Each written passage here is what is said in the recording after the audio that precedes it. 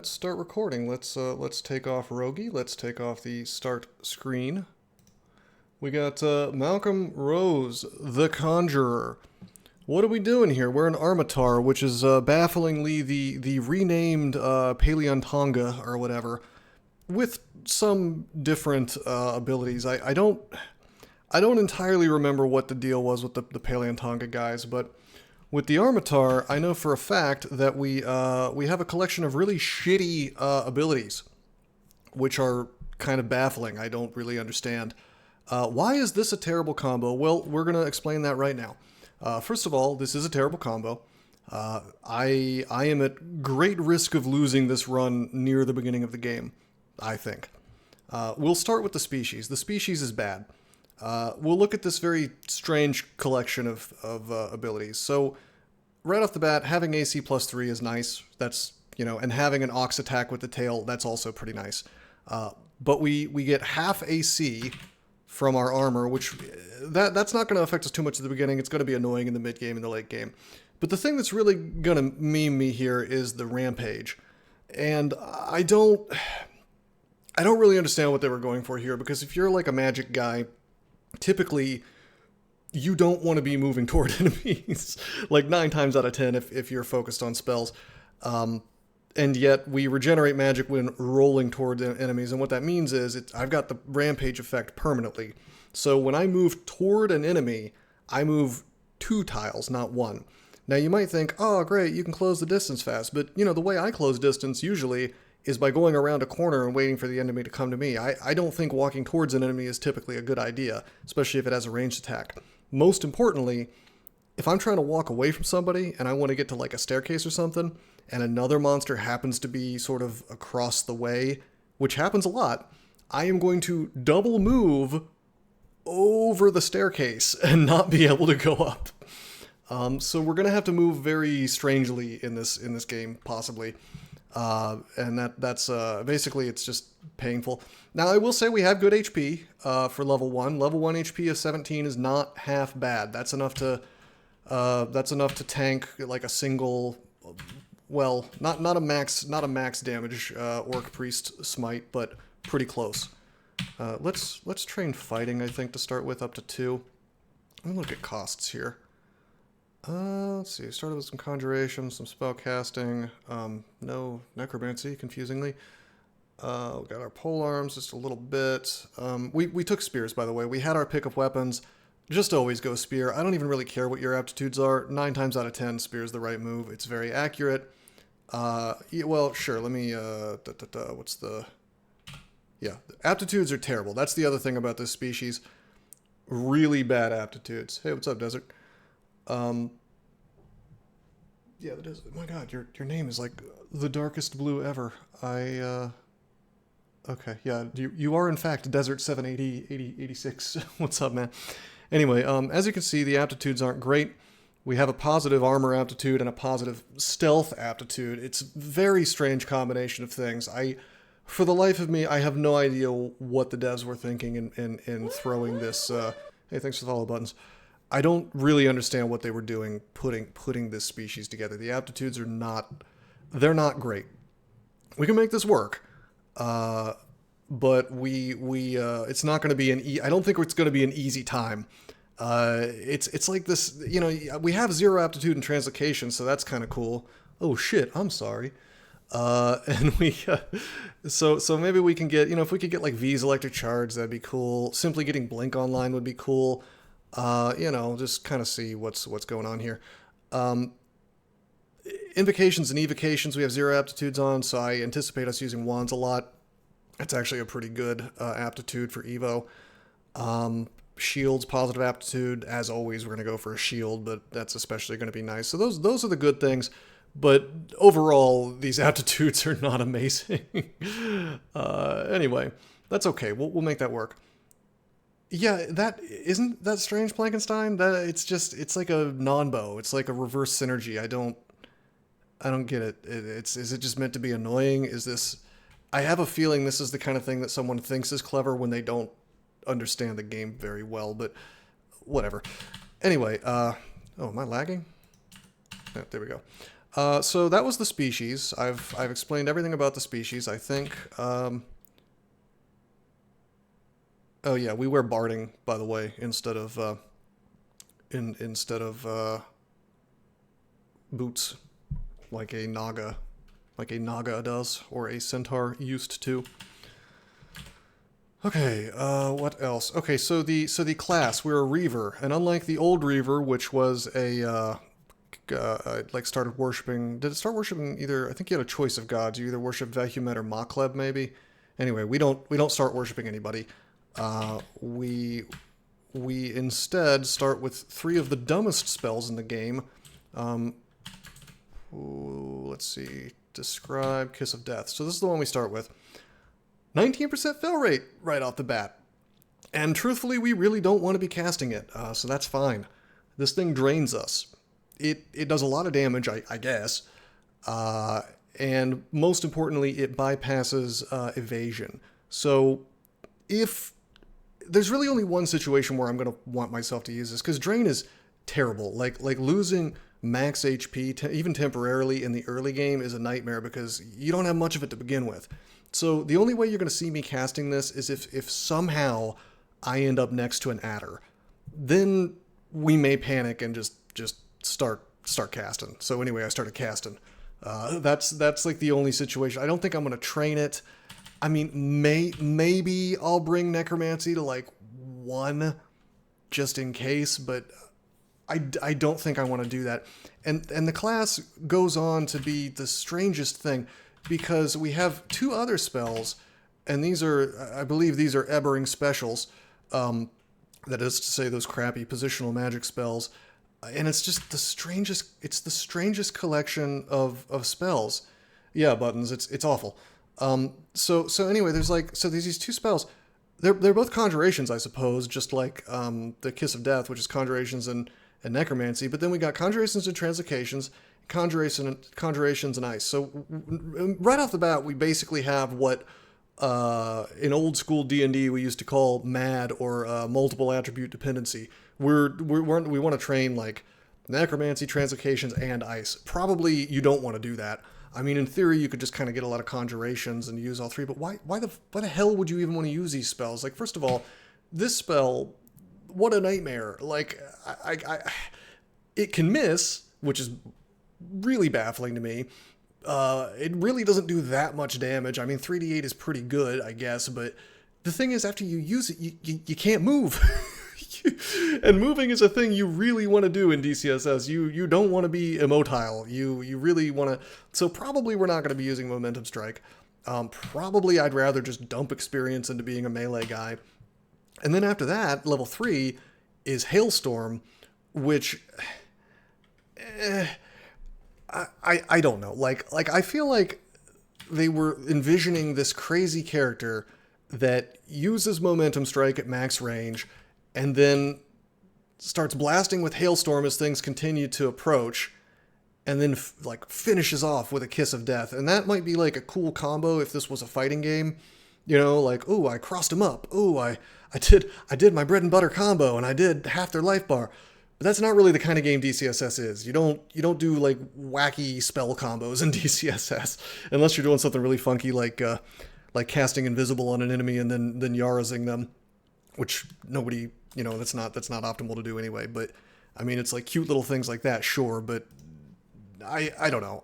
This just strikes me as really bad, especially since DCSS is a game that like just really punishes you if you try to go in too many directions at the same time, because all that experience I'd be dumping into ice, translocations, necromancy. Like now I've got 3 spells that are kind of mediocre because the spell power isn't great, and I'm not really training my defenses, and I'm probably not even really training my weapon that much because I need so much skill to do this other stuff. Like maybe if I was like a deep elf reaver or something like that, like something that just is hamstrung into casting, it might be like a Tengu reaver or something like that.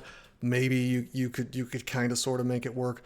But really, I feel like I would just be crossing my fingers and just hoping and praying that I find a book real early full of spells that are actually good. So anyway, we're a melee guy for now. We're doing our usual thing by training some fighting. I do think that we should train some stealth, and probably that's going to be the next thing we do after we pick up, after we bring our fighting to 2.0. So I don't care about that gold just yet. I want to get this stone. We're going to quiver the stone. I see this entrance vault. We've got... Am I large? Am I large and in charge, or am I just medium? I am large, so shallow water shouldn't affect me. So, is there a spot? That doesn't look like there's a spot. No, there is. I could just walk across this water and get them in the water. So that's cool. We're gonna drag dudes back to the shallow water. Found a sling, a moonstone ring, and a staircase leading down. Hello, goblin shouts. I didn't hear any shouts coming back at me. Oh, do we have any items? Oh, of course not. Of course not. All right. Okay. I'm gonna pick up the sling, actually, and we're gonna walk backwards.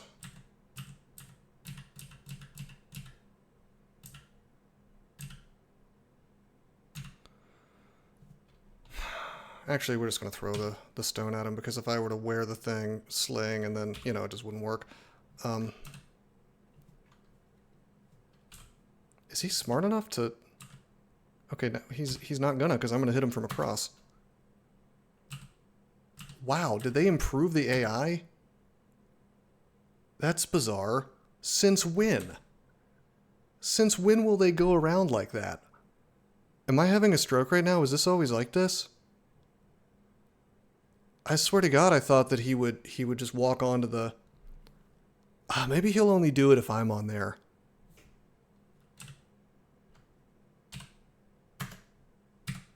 Okay, there we go. Yeah. Oh my God, can somebody ban him? I don't think I have a mod around right now. / ban soluble menu. There we go. I'm always reticent to actually click anything, make more mods. I probably should. Who can I trust? TurboStoat, you're subbed to me, and you are 28 months subbed. Can I trust you yet after two plus years of subbing? Yeah, I don't know. You might betray me at the last moment. Oh man, would you like to be a mod? Is that too much power? Is that... Can I not trust you? I don't want to thrust mod power onto people who don't want it, is the thing. Anyway, the goblin wielding a +0 dagger. He's in the water now. He should have a higher miss chance. Actually, I'm curious if it reflects it in the XV. 68% chance to hit me. I bet you that's not taking into account the fact that he's in the water. Go to melee. I hit and do no damage. Melee, I hit and do no damage, or no, I miss. He misses. He's mod stuff. I mean, it literally is just like point and click type stuff. Okay, we're meleeing. Like, look at this. Hold on. I just want to discuss, even with my super high accuracy, like best accuracy weapon I can get, basically spear. Just look at the combat log. You throw the stone misses. You reach to attack, you closely miss. You reach to attack, you closely miss. You hit the goblin but do no damage, you closely miss. He misses me. I closely miss. My tail slap misses. He hits me and does no damage. I closely miss. He misses. I miss the goblin. This is like some Three Stooges type shit. And this is just kind of what you have to be aware of can happen in the early game through no fault of your own. I've done everything literally as optimally as you could have, obviously. Like, I mean, I didn't have time to make a mistake yet. Well, that's not true. I could have messed something up, but I didn't. And we have the benefit of the water here as well, so...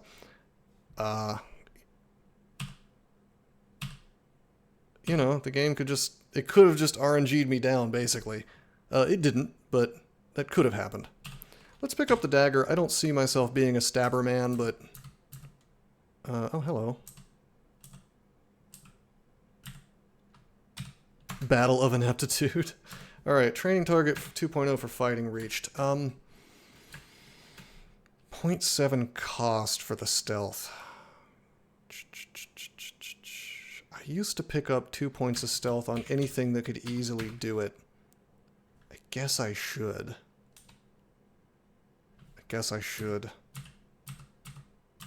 Although it's less good than it used to be because you can't use random energy to get away from things and then, you know. Oh Lord. Are you amphibious? I don't think you swim. It says it's resistant to drowning. It can travel through water. Yeah, you are amphibious. Alright, there's no reason to put him in the water then, I don't think.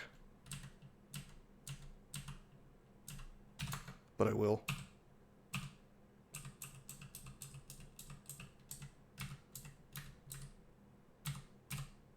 Okay, that is not the ring I would have wanted, but I'll take it. I can't complain, so to speak. Okay, we got a scroll. That's one scroll.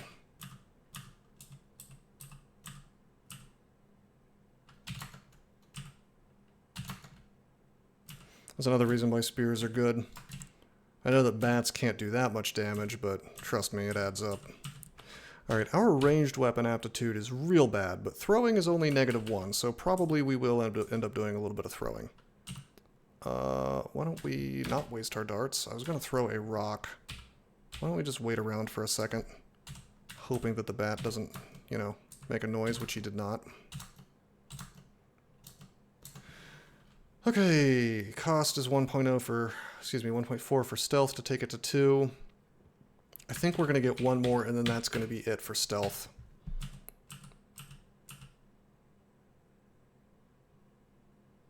Did they make frilled lizards fast? I feel like they did something funky with them. I guess not.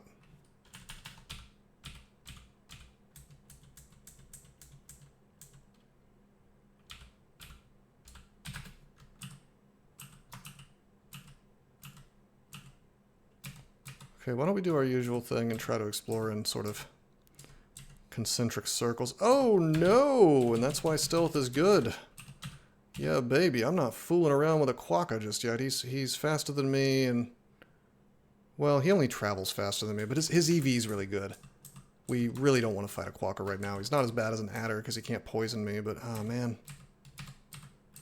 Let's try to get this guy by himself.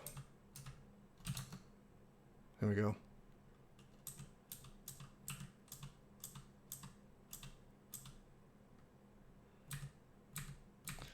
I don't even really want to be in this part of the level because that's where the quokka is. Nice. Nice, nice, nice, nice. Stealth is 1.7. We're about to hit our training target. A beast talisman. That... Wow. That is interesting. Huh. We may go beast mode. Maybe we'll be the shapeshifter that we always wanted to be. Shapeshifting aptitude -2. Probably not. Maybe. Take the potion. Did you... Goblin did not shout. Should we drag him all the way back home? Probably. Oh no! Okay, mistakes were made. That's true, Buttons. Alright, we have a potion, we have a scroll. I did not want to fight two of these dudes at the same time. If I pull them back to Waterland, I'll have to fight two at the same time. It's better to just fight. Okay, there we go.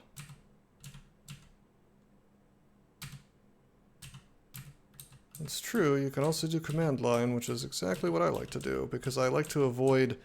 They've got little, like... Usually they have, like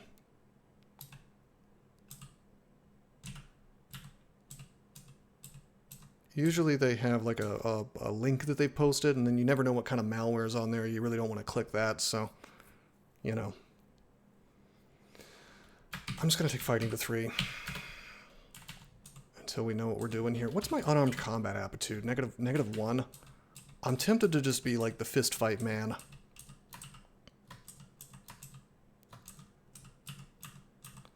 I'm really, really, really, really dubious about shapeshifting at -2 aptitude.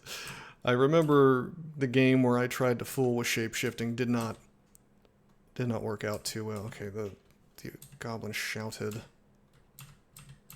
don't think he woke up the quokka. It's too far away. We can totally take this dude. Yeah.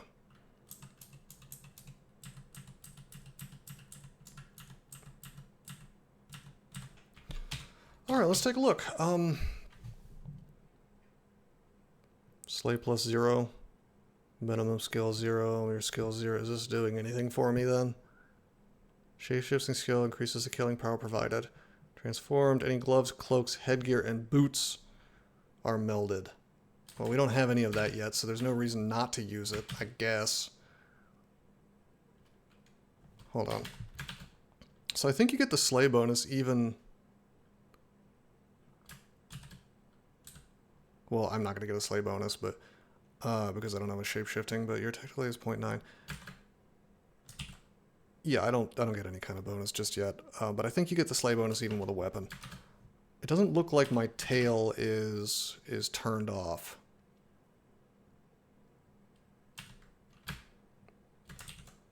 Yeah, my tail does not get turned off by beast form, so that is interesting.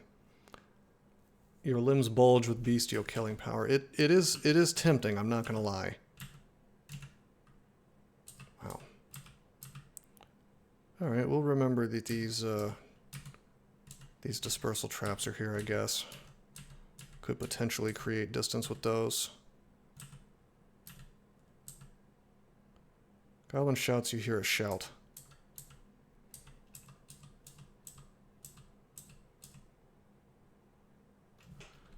Okay, I can... Whoops, I didn't want to be empty-handed. I wanted to wear the sling. Except we don't have any... Just kidding.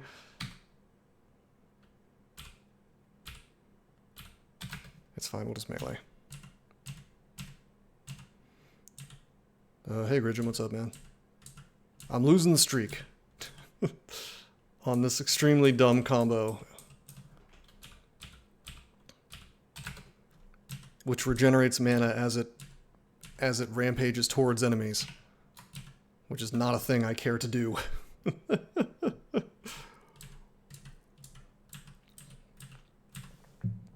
Uh-oh. The jackal barks. I didn't hear another bark.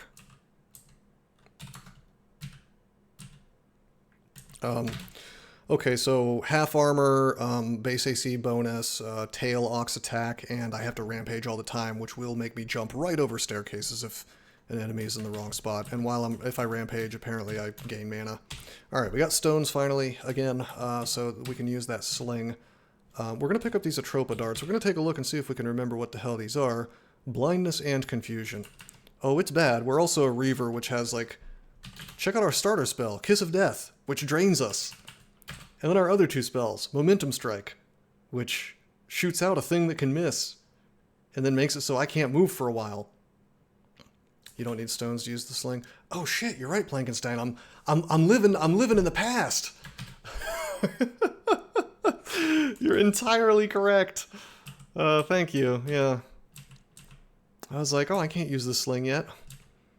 Ammo is a thing of the past. It's just kind of funny because stones still exist as a throwable, right? So it's just sort of funny, sort of easy to forget, I guess.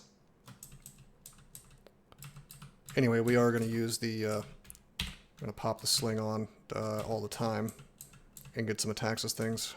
Yeah, common sense absolutely goes out the window. Ooh, that was a shaft. Glad we didn't actually get shafted. We should be able to melee the quokka now, but whoa! What is going on here? We actually found a flux talisman, so I guess we're just like... We're like a shapeshifter now. We straight up have the shapeshifter start. Is the game trying to tell me something? Is it trying to make me do something silly? Yeah, ammo doesn't exist anymore, only for throwing. You know, I've never used flux form. God, you can't use shields? Do not be lured by flux form. It just looks like crap to me is the thing. Like, you lose shields, you lose body armor, and you don't get good melee damage. Instead, you get this weird, like, essentially it looks comparable to having an electric brand, I guess, the old electric brand. Will it disable my rampage? Now, there's a question. Well, right now we're in beast mode, which is doing absolutely nothing for us, but it's also not hurting me, so... You were a hulking beast. So we found, it's hilarious to me that we found both the shapeshifter talismans, like the first ones. You know what I'd like to know? I'd like to know when I get +1 slave from this. Is there a chart somewhere for shapeshifting? Because, like, once upon a time, you could have simply looked up the spell, like the way spell power works, you know, but it's not a spell anymore. You see it as a win if it takes away your rampage. That's true. Well, I don't know. I think that flux form is basic. It's like a glass cannon form, because well, it doesn't take away HP, but it does take away your armor. Most importantly, it takes away your shields, which I don't have yet, but, you know, I will at some point. Let's see. How does it work?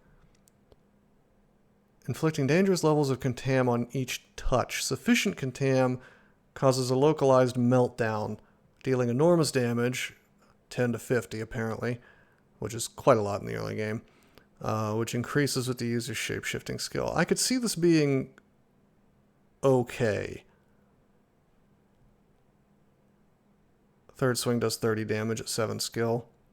Yeah, I mean, that's not bad, and I guess if you had high enough unarmed combat, you would be attacking really fast. And you do get an EV bonus, but, like, my god, this is... Here's a question. Do you know when HP is 100%? Because it's... Well, yeah, I'm sure it makes shitloads of noise. I'd be shocked if it doesn't make tons of noise. By the way, we found a faded altar.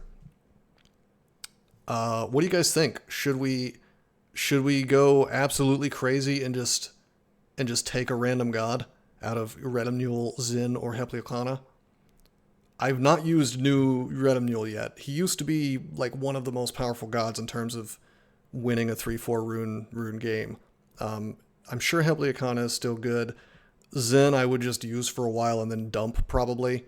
Although I probably want to leave for him before converting, because if it's I don't know if I would immediately get excommunicated due to being a beast, or if he would tell me to go fuck myself. Really, he should tell me to go fuck myself like a normal Zin altar does, but I don't trust the code in this game. What do you guys think? Should I do it for fun? I don't think it's the optimal thing to do. Well, now let me think about this. Is this the optimal thing to do? It might be. It tells you to go fuck yourself. You've run into this situation, huh? With a faded altar. That's cool. Because I know with the Zin altar, he's like, why did you approach me? But this is... So I guess the order of operations is it turns it into a regular altar, and then you've played enough Shapeshifter to know this. Hell yeah. Taking a faded altar is like typically not the optimal thing to do, but fun till Zom takes... Zom? It's Zin. He'll be very offended if you call him Zom. I don't even want to be in a form right now. Like, this form is doing nothing for me right now due to my lack of skill, so... Hepleokana is a... I mean, that's a run right there. Redemnul, I don't know. I don't know how he is these days. You can reap souls. You can recall your undead harvest. You can trade souls. This is a bunch of janky bullshit, I bet. Yeah, no, I'm going to take the beast mode off. For sure. Can't bring your army downstairs. I bet it's really... really finicky. Bruh.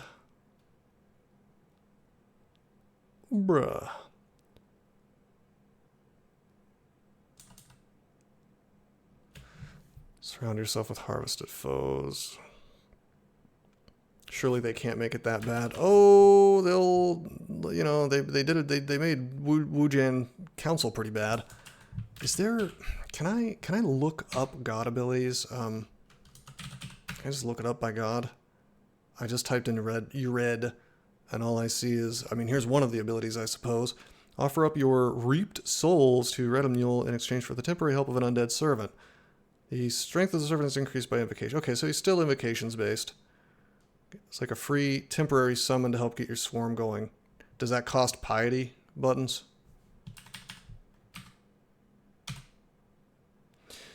I mean, this is crazy, but yeah, this is 0.31. This is, stable.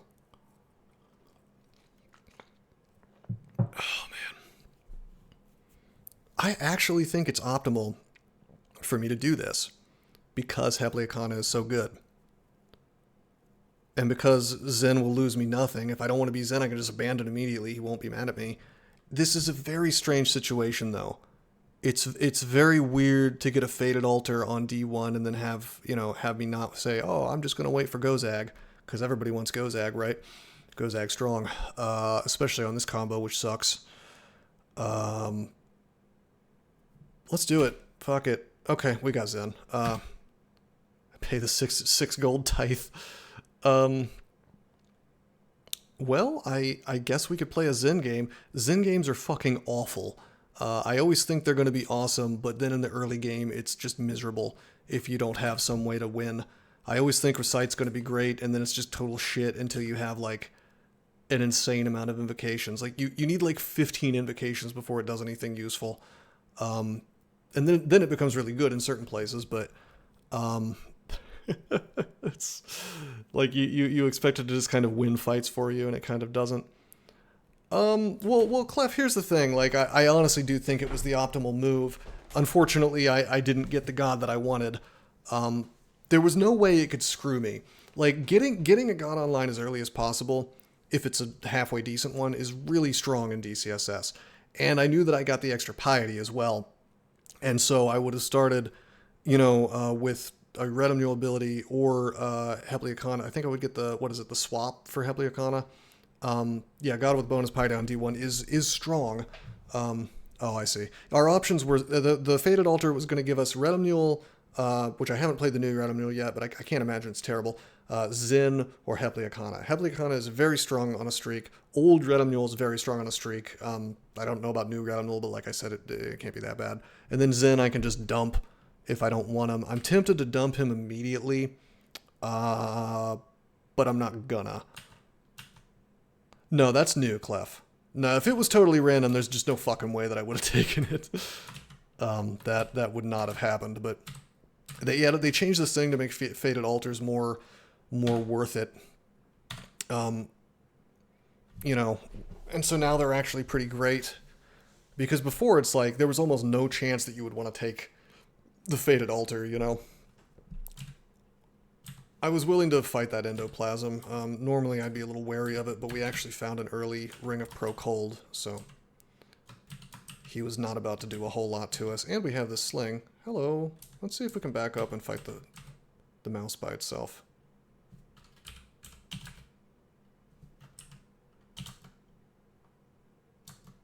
He is quivering stones. Let's actually pull back. I don't want to get into a ranged battle with him.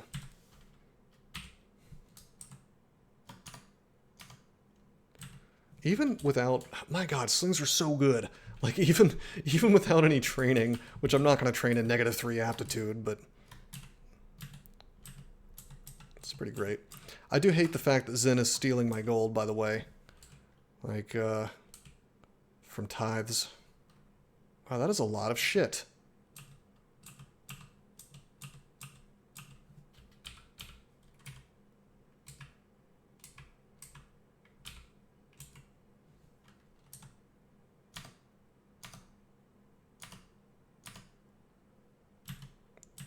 That was a Quokka, a Newt, and a Dart Slug at the same time. Can I come up from behind, maybe? Nope, it's a dead end. Better the devil I know, though. Potions, 3 scrolls. I'm tempted to read that 3-stack, but I'm not gonna. I'm just going for it. Bring the pain!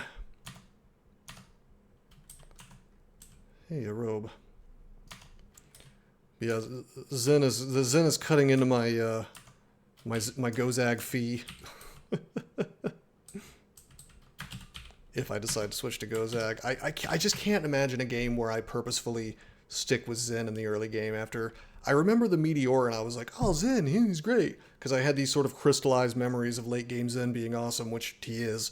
But when you try to play Zen right off the bat, you have a really hard time, basically, because he doesn't really offer any offensive power. Like, the Recite, sure, against certain enemies, you could do some fun stuff with it, but you're paying for that by dumping shitloads of experience into invocations. He's a survival, he's a survival god. And so if you're not really, really offensive, he's really not going to do a whole lot for you. And you're going to end up using, all your precious piety to just to survive. But maybe, I don't know, we could go Zen. All right, so I'm looking at the rest of the things that are on D1. It looks like we picked up everything. What do we got? We got these horrible talismans. We've got 3 scrolls, which is a 3 stack. I should identify those. I'll do that as soon as I go down. Train up a little Imbo to get Imprison up. Yeah, and if we get enough piety to get Imprison up, probably that's exactly what we're going to do. And then just focus on playing a normal melee guy. And that's if we stick with Zen, but I don't know. We'll just see what comes to us, basically. I'm a little I'm a little steamed that I didn't get to fool around with new Retinule. I bet we could have had an interesting run if we had happened into that. How do I determine the race class combo for the next game? Well, these runs are requested now, so I take some input from if one person did the majority of the donation or the entirety of it, I will take input from them. But barring that, I will typically I have this little script I wrote in PHP that looks at all the species and classes that are available and all the ones that I've played in the streak, and then it tells me which ones have the least representation. And I had actually not won an Armataur yet because they didn't exist for most of the streak. Paleontongas were the closest thing, and then they changed the name and changed around the mechanics a little bit. And of course, I didn't have a Reaver win either because that's new. Technically, it's old. The name is old, but the class is new, the way it works now. And so, yes, exactly, Gridgem. I got to have as much diversity. Well, the thing is, when I started the streak, one of the main rules I was going to always follow, I will never repeat an exact combo. If I've won a Mibby, I will never win a Mibby again on the streak. But I can win more Minotaurs if I want to, and I could win more Berserkers if I wanted to. Just I can't repeat Mibby. Can't repeat, a particular, like I'll never play an Armataur Reaver again on the streak if I win this. And I'd like to try to keep it as I actually do want it to be as diverse as possible, because then, nobody can say like, oh, well, you just played easy combos. Well, like, no, everything's represented basically. So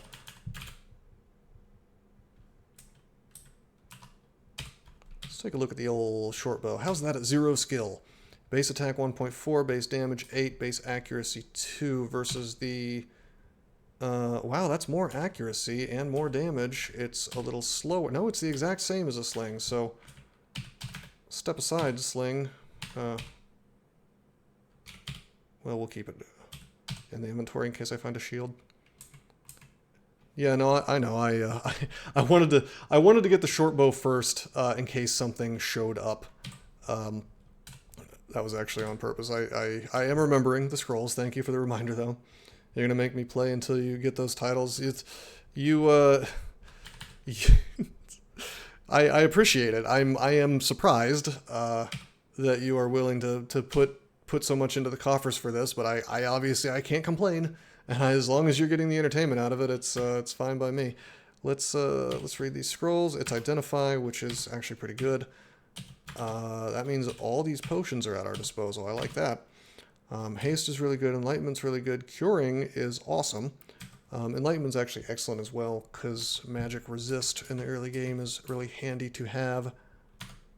You know what? I should have just swapped to my spear instead of trying to use the bow on him. Level 3. I always get early game decks for accuracy. But yeah, if you want me to get the... See, when you said titles at first, I thought you meant like skill titles, and I thought you were out of your mind, because I was like, what, you want me to get like all 1,000 titles that are possible? Or like, because they vary a little bit by species.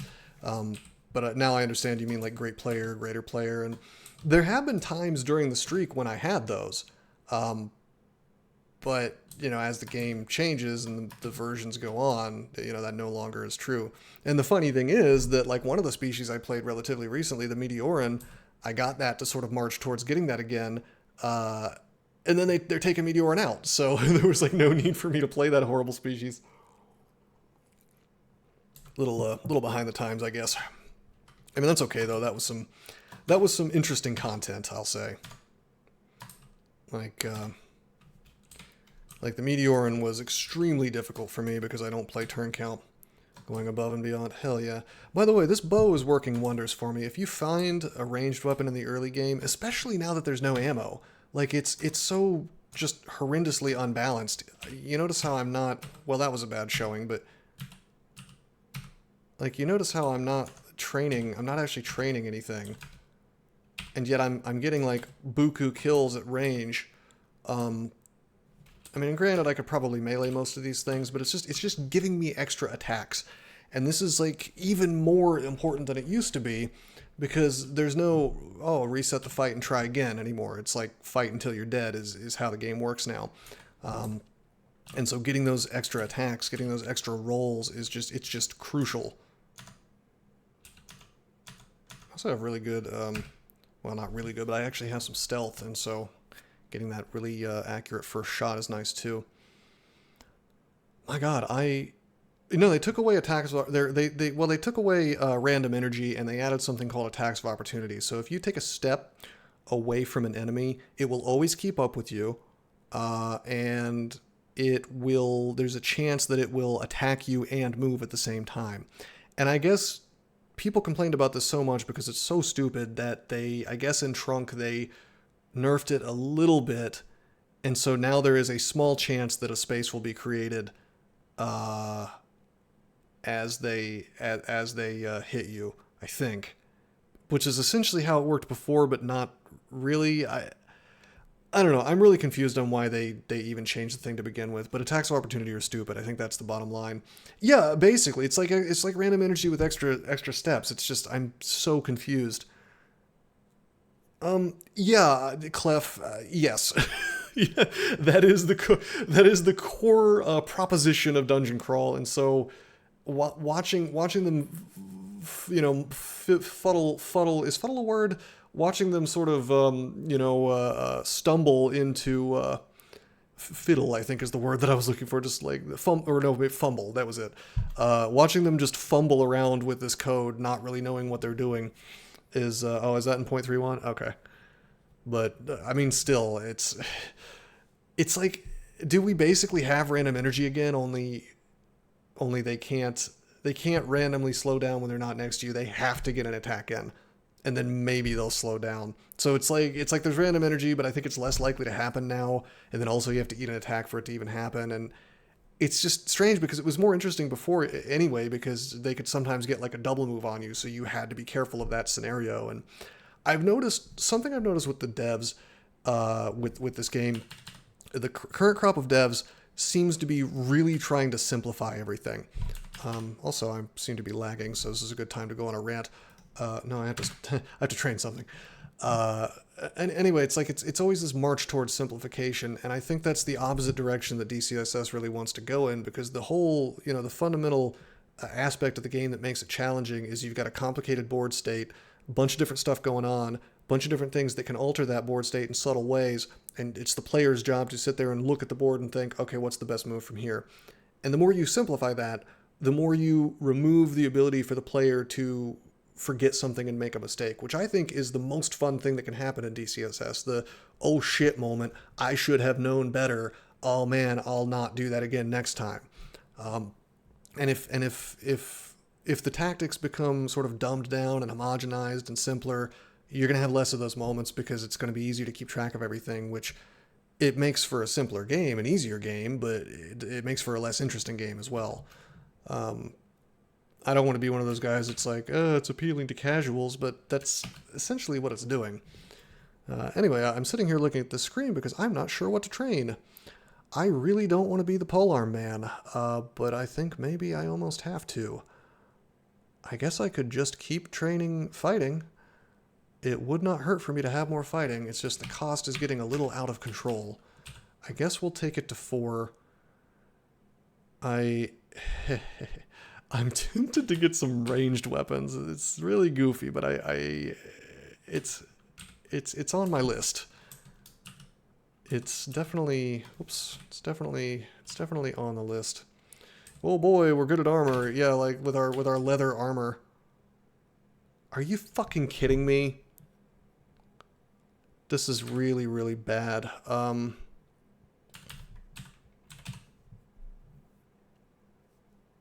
This is incredibly bad. 69% chance to hit me. Draining dagger. I have haste, though. How much damage can you actually do with the draining dagger?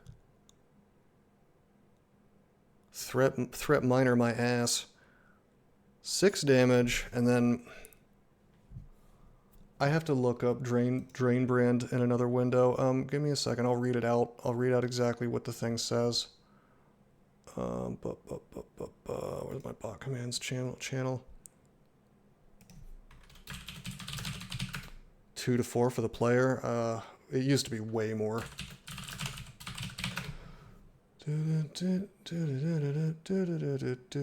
Draining brand when used on monsters. I don't care. Used on the player. Where's the player part? For effect on players, see drain.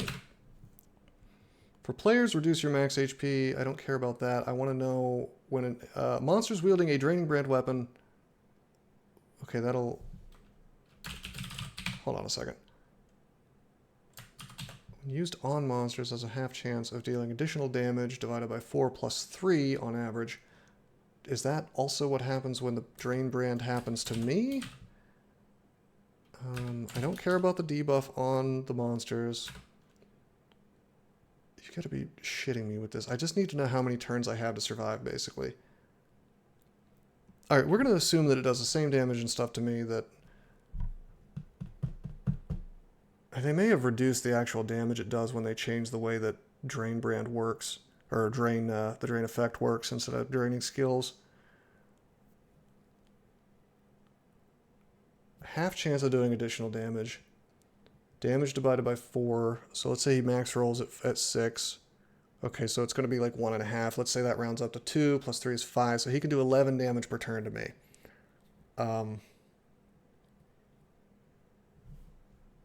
Okay. It's very, very intradasting. Okay. Yeah, and yeah, absolutely. This is exactly the kind of thing that makes...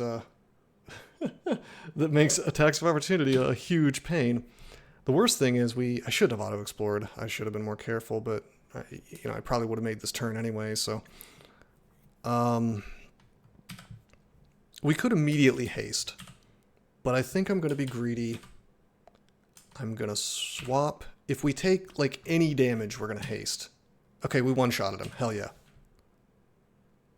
Okay, pick up this dagger. Walk. Do I dare? Can she open doors? Of course she can. She's got hands of a sort. I want to say we abandon Zen now, so that we can use the Dagger of Draining.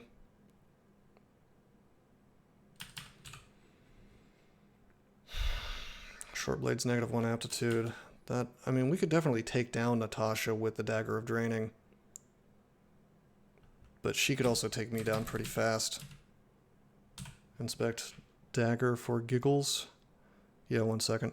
12, 24, 36. She can hit me 3 times for the kill. She also has her imp helping her. Daggers are great. This is +1. The +1 slay is great. The the base damage isn't great, but the Drain Brand is just awesome. Well, I feel like the flat damage used to be way higher. Am I having a stroke? Did old Drain Brand used to do like a flat 10 damage or something? Or am I just like... I mean, we get the Drain debuff though, which is really good. Let me take a look at that again. Stackable and refreshable debuff that reduces HD, lasts for 20 to 30 turns, reduces their accuracy, spell power, and the additional attack, additional damage from elemental attack flavors. Yeah, because their HD goes down, so things like ugly things will, red ugly things will do less fire damage, for instance. Well, the quarter damage is not going to be very meaningful on a dagger, but with slaying, assuming that applies, it's all right. Anyway, we don't want to fight her. Let's just go down. let's renounce religion. Goodbye. We will wear the dagger of draining.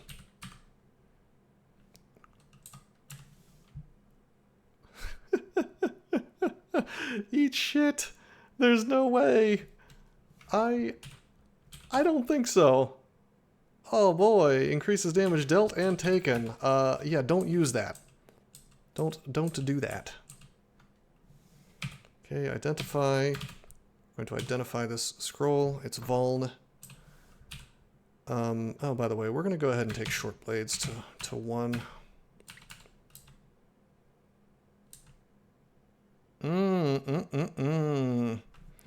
There's a helmet that I want, but there's a bad boy in the way, and we are not confident enough to fight that and win right now.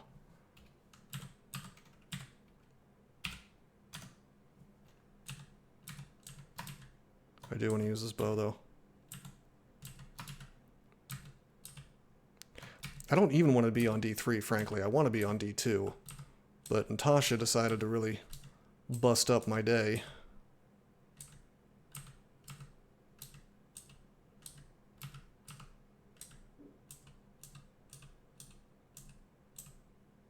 Teleport. Okay, good. Oh boy, that's awesome. Hey, do we want to have a really stupid game? I hate playing Rue, but I almost have to because Rue is so strong in the early and mid game. Well, I should really just say the early game. In the mid and late game, Rue gets really, really stupid because you end up doing things like sacrificing a hand and then you don't have a shield and then you're extremely sad.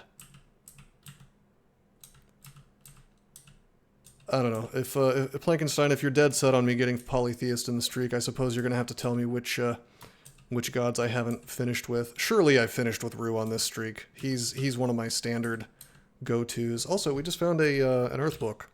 Is our Earth skill even good? -1.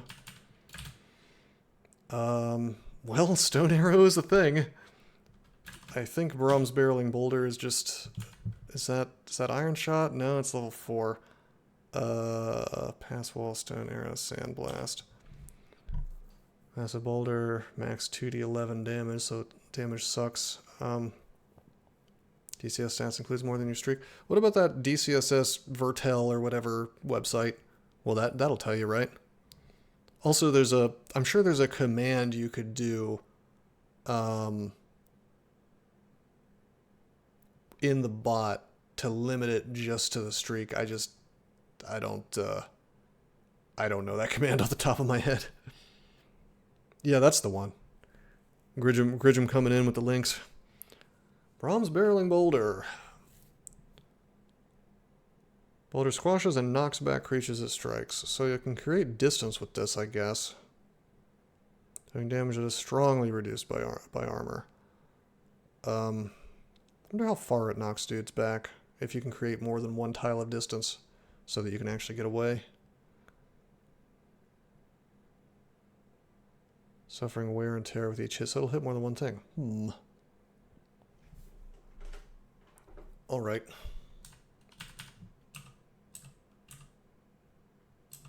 13, 14 wins with Rue, so good odds it's in the streak.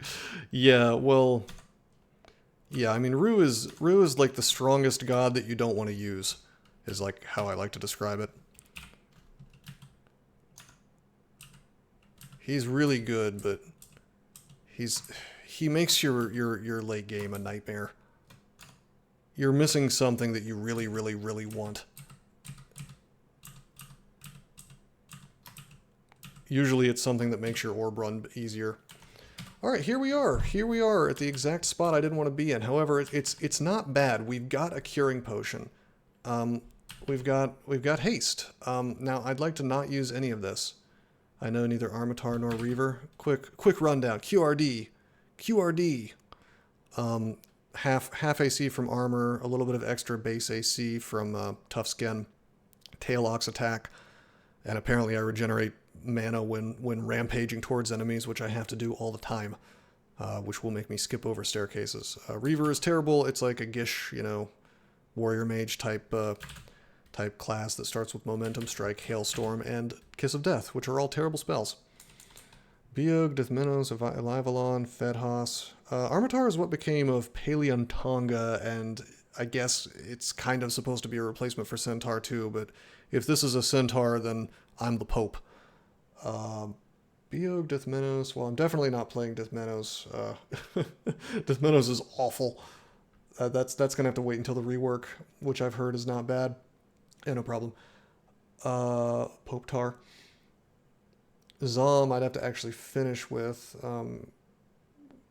Hey, Mendoza, what's up? I could do a Nemelex run. Eli would be a cute run to do.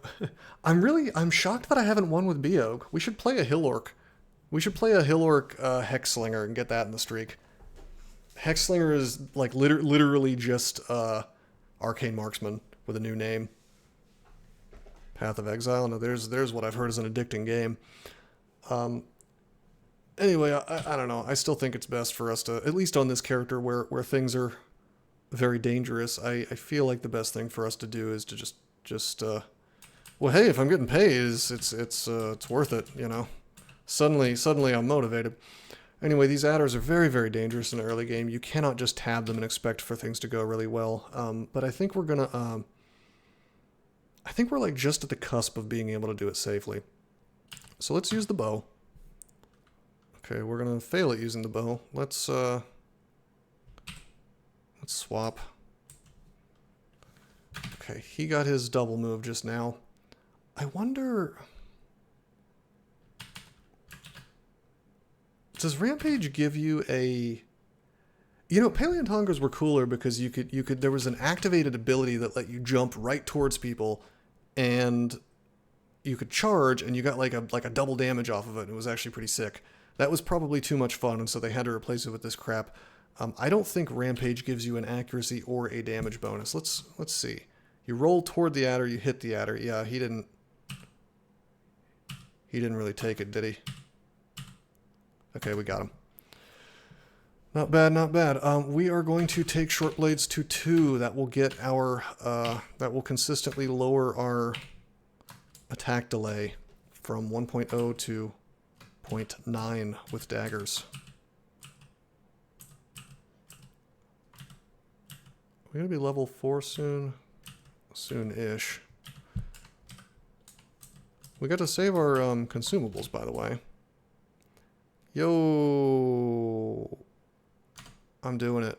The orc shouts good. He didn't have friends.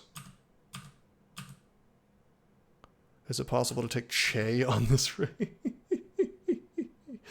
It appears that there's already a Che win in the streak, my friend. Oh, you mean, does he get mad about Rampage? Yeah, that's a good question. I don't know. I thought you were like joking, like, oh, you should take Che. No, I mean, I don't think it's ever really advisable to take Che, but my first game was Che to get it out of the way. Oh, that's hilarious. Yeah, I remember that now. I was like, oh, it's the start of a streak. I think at the time, I was like, there's no way that we're actually going to make it, you know what I mean, to the elliptic streak. And so I was like, I'll just play really hard stuff first to get that out of the way.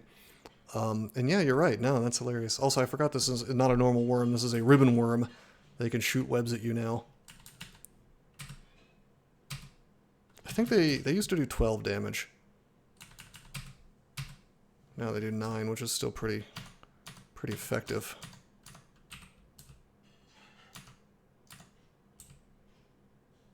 Okay, here's the staircase up. So we know Natasha is here. We haven't seen anything nasty on D3, which is actually baffling because, like, typically on D3 is when I start seeing Sigmund. Well, yeah, normal worms, their whole gimmick was that they were like slow beefcakes that did big damage. I didn't want to take Rue yet, by the way, because, you know, even if I wanted to, like, there's the telly in the way, and who knows what that would land me on, you know. Oh, sick. We now have 3 potions of enlightenment. It's three magic resists. Yeah, because you lose your evasion.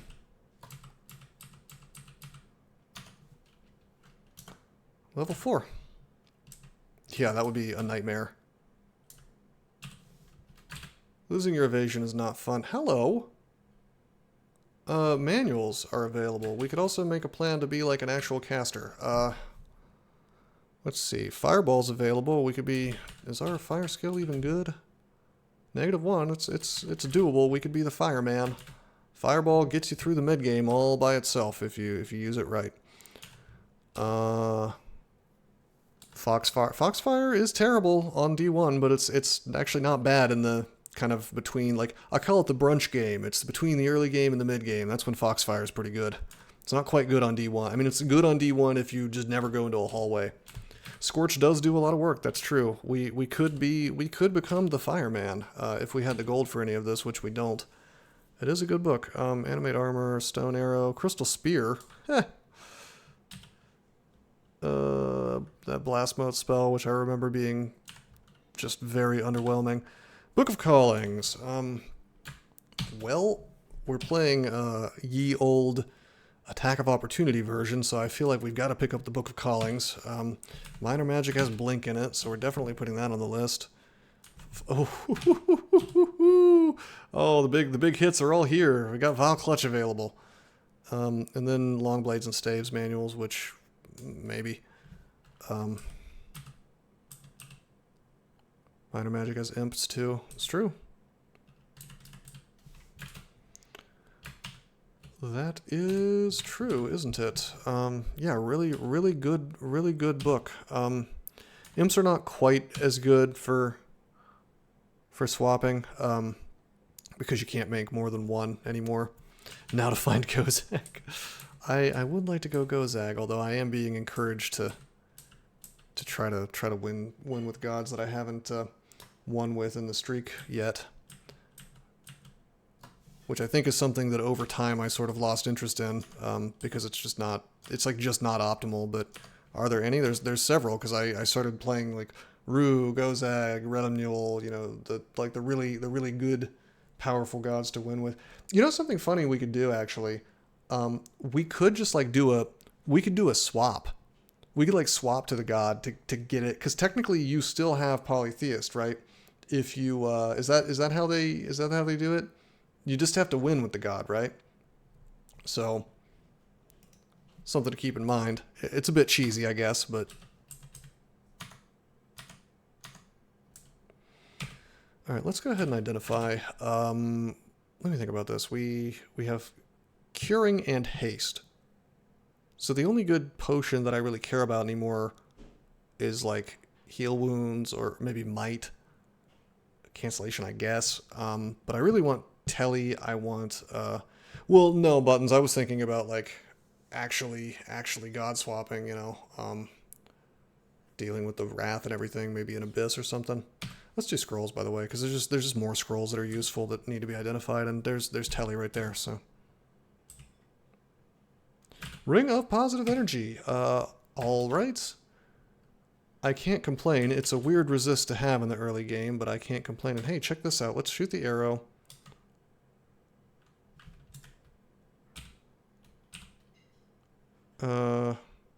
Actually, let's walk. Let's just fight. If I start taking big boy damage, we'll just walk away. I'm taking big boy damage. Bye-bye, assholes.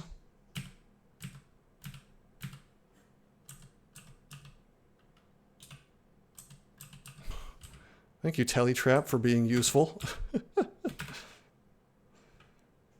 We probably could have just like sat there and duked it out with her, but why would I take the risk, you know?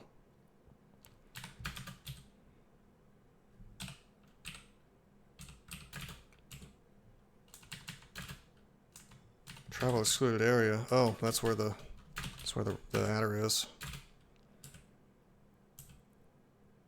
Hello, guy.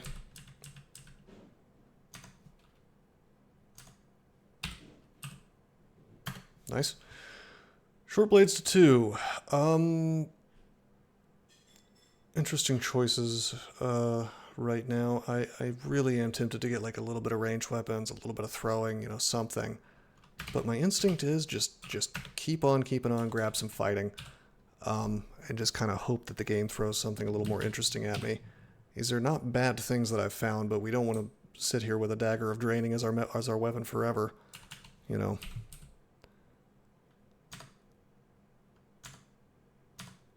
Okay, thankfully that orc did not have a pack behind him. We can now afford the Book of Minor Magic, which is really not that expensive. Those are really important spells to have. Like, my God, what a perfect book to find in the early game.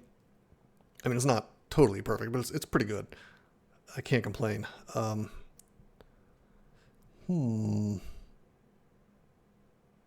That's true. We could get, that could be our ranged option. I don't particularly want to go for conjurations, but that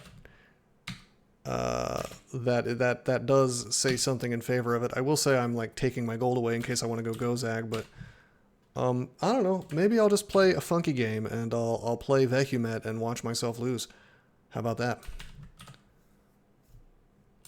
Amnesia scrolls are still a thing, right?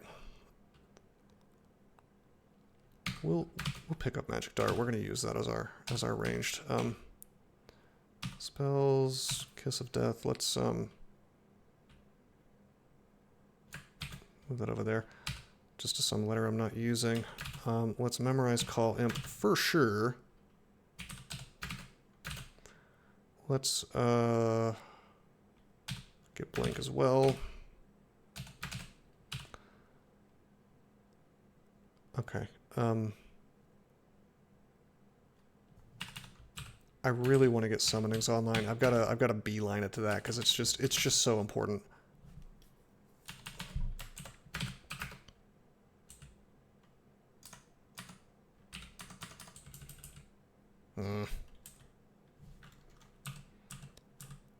Meleeing so many adders this early doesn't make me happy, but you know what? It's actually better than the alternative. We could be running into stuff like Sigmund and Fated Altars again. What if we take a Fated Altar and we get Zen again? And then it's like I just have like more piety than before even. Let me look at that list. I may very well let myself be tempted by the list. I guess we have a Sif Muna win. Interesting. It's very intradasting. Definitely don't want to play Dismenos. Dismenos is just so unbelievably bad right now, and has been since its incarnation. Definitely don't want to random into Chabriatos. Sif Muna would be doable, but you get one of the three randomly. You cannot back out once you've well, no, you can back out. But once you accept, you're going to get one of the three. Yeah, so we can't take this. First of all, Zom's there. Second of all, if I actually get Zom, Zen will be pissed at me because that's a chaos god, and Zen is all about the law. So I kind of would like to go TSO, but then that'll mean I can't use my dagger. Vehumet Altar is, I promise you Vehumet Altar is terrible. It's not a good god. Like, I'm going to tell you why I don't like Vehumet. I do not think it is a very good god, because if we look him up, what are his abilities? So you can memorize some of Vehumet's spells. All right. I mean, we get magic. You're going to find books anyway, so that's kind of a little bit whatever. You gain magical power from killing. Okay, so you have what I call sustain. You can sustain through long fights. You can sit there and gain magic back. You can kind of focus on being a spellcaster a little bit longer. But at the end of the day, you are eventually going to run out of magic magic points. And honestly, a lot of the most difficult fights in the game aren't even I'm fighting a bunch of popcorn. It's like a 1v1 or like a 1v3 against really tough things, like 2 orbs of fire at the same time, you know? So gaining your magic back from killing really serves you more if you are like a melee guy, right? When you start being like a melee guy who is also casting, then that sort of becomes valuable. But then at that point, what do you really need all that mana for if you're just a melee guy anyway? Why not just focus on being a melee guy?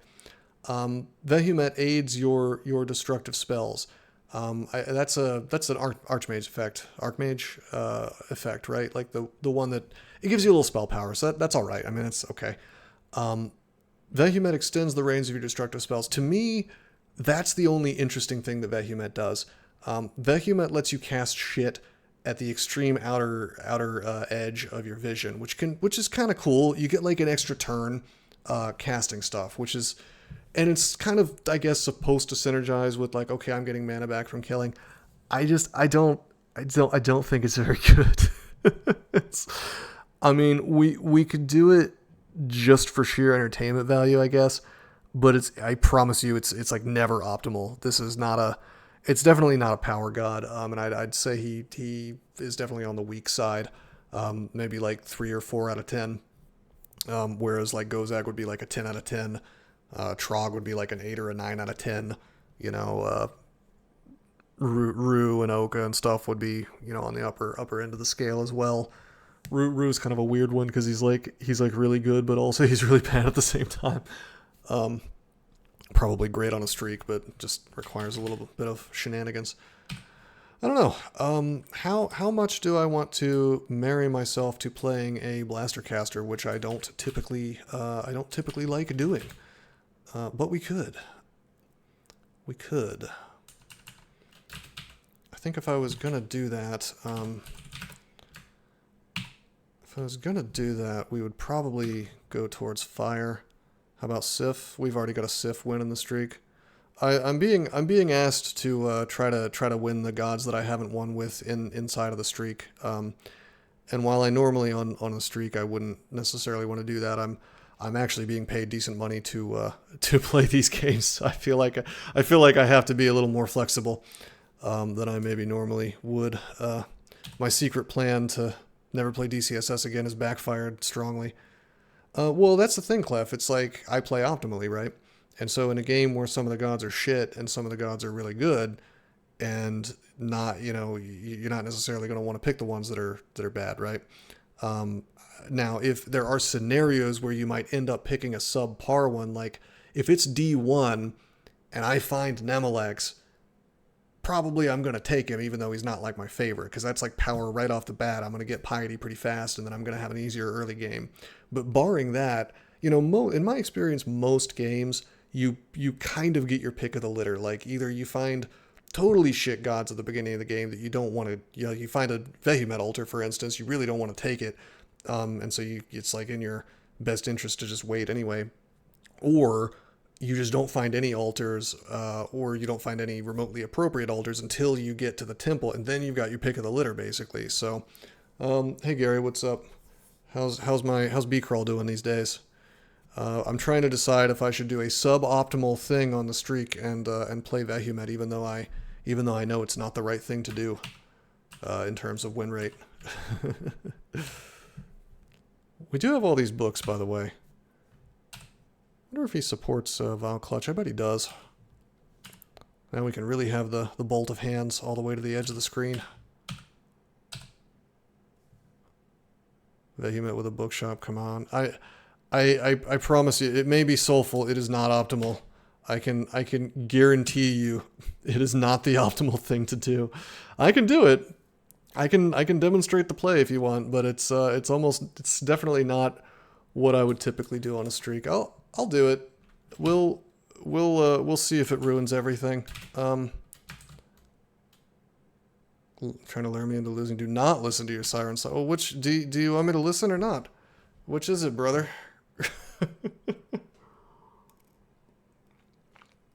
Yeah, that's the other thing. Armataurs do not have good int. But we're only level 4, so we would be able to pump that over time. Ash would, if you wanted to be a caster, Ash would be the better move. Or if you wanted to be cute, Che, although I don't think so. I think I'm going to stick with what I usually do and play optimally. Yeah, that's the thing. That's what I was trying to explain about Vehumet. It's just not... It's not a powerful god, and it's really annoying because it's such a cool flavor like, oh, I'm the blaster caster, I'm blowing everything up, like I have the super duper spells and I'm, Mr. Fireball Man. It sounds really cool on its face, and so you end up wanting to play it, and I think newer players really get attracted to playing Vehement. I know I did. Like the first thing I wanted to play was probably like a Deep Elf Conjurer, playing Vehement. But then you go and you do it, and it just fucking blows until the late game. And I was trying to say the only thing I particularly like about it is the extension of the range. I think we're not gonna take an altar right now. How about Hep? Hep's great. Hep's really strong. Hep is slightly finicky to play because losing max HP is never something you want. But you get this really cool, powerful ability to go along with it. Getting Vet here is like cosplaying Beecrawl Reaver. Can we just play Beecrawl instead? Can we just play a superior game? Oh man. Let's see. We have Telly available. We have Curing. We have Haste. We have Enlightenment. But then again, like, while I have more scrolls that I'd like to identify than potions, that's a 2-stack. I think we're gonna get the 2-stack, and it's Attraction. Probably made a mistake there.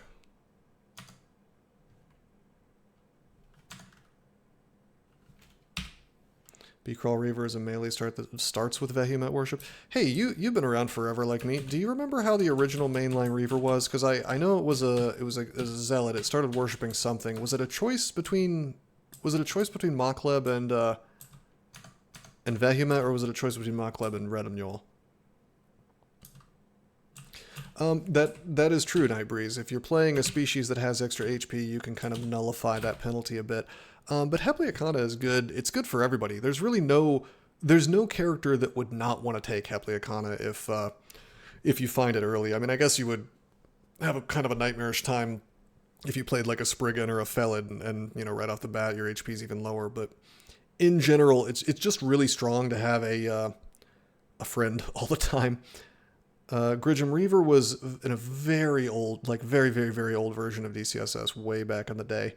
We're talking like 0.11, 0.12. Man, am I having a stroke? I feel like I'm smelling cookies. And I know my wife is not just randomly making cookies. I know that's not happening. So maybe this is finally the end for me. Like maybe my brain is finally shutting down.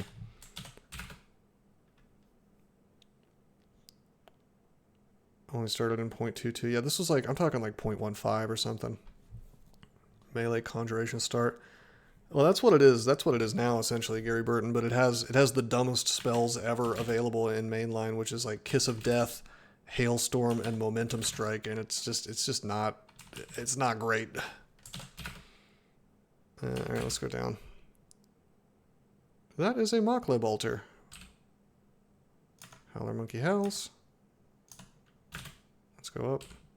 Swap to the hallway. Summonings is 2. Let's go ahead and bring spellcasting to 2. Get that to a nice even number, yeah. Call Imp is still 22%, which is... it's not great. Do I have a Mokleb win? Did she buy cookies? There's no way. There's no way. She doesn't have that kind of sweet tooth. I think I'm just imagining things. It smells like baking cookies. Maybe I should go make sure my my garage is not on fire. from my solar array out there. Let me check that list again. Mokleb could be kind of fun. Although Mokleb is another one of those gods that's just like really, really weird to play. Like you think it's going to be powerful, but it's actually just kind of encourages you to play poorly, because it's like, okay, I'm healing during a fight. So essentially it's letting you sustain through fights, but the only time that you need to sustain that long typically is when you're making a mistake. I'm scrolling up. I seem to have lost where in the chat log you guys wrote. Somebody wrote the list of gods I hadn't won with in the streak. Surely I've done Mokleb. Like surely I did Deep Dwarves of... oh no, I found it. Yeah, no, I definitely won with Mokleb. My most played god? No, man. You're that's outside of this streak for sure. That's because when I was originally exploring streaking in DCSS, I played like 1,000,000 deep dwarves. That's the only reason that's the case. It's definitely not my most played god, like within the 71 streak. But I mean, I'd be surprised if I didn't play Makaleb in with like the 1 deep dwarf in the streak. Because deep dwarves, they took those away, but they had the really interesting mechanic of not being able to heal on their own. So you had to... Oh, you're just looking at the stats? Okay. I thought for sure it would tell you within the streak, but I guess not. I'll have to go look up the old bot commands, I guess. All right, let's get summonings to 3. Shame they took out DD. I agree. Deep Dwarf was very iconic, very interesting. So you saw me go up because I really didn't want to duke it out with Mr. Ogre. Mr. Ogre can do 40 damage to me, so he can't one-shot me, but boy, he can come close. Nemelex, we could play Nemelex. This is actually a decent species for Nemelex. And it's new Nemelex, so I won't get like dabbed on by the cards as much as I normally would. It is a lot more interesting than Meteor, and that's true. What do we got? 21% chance? Okay.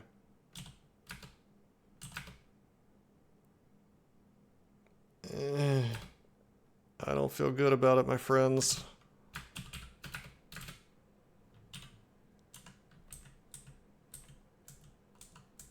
I do not like the fact that there's an ogre on this floor.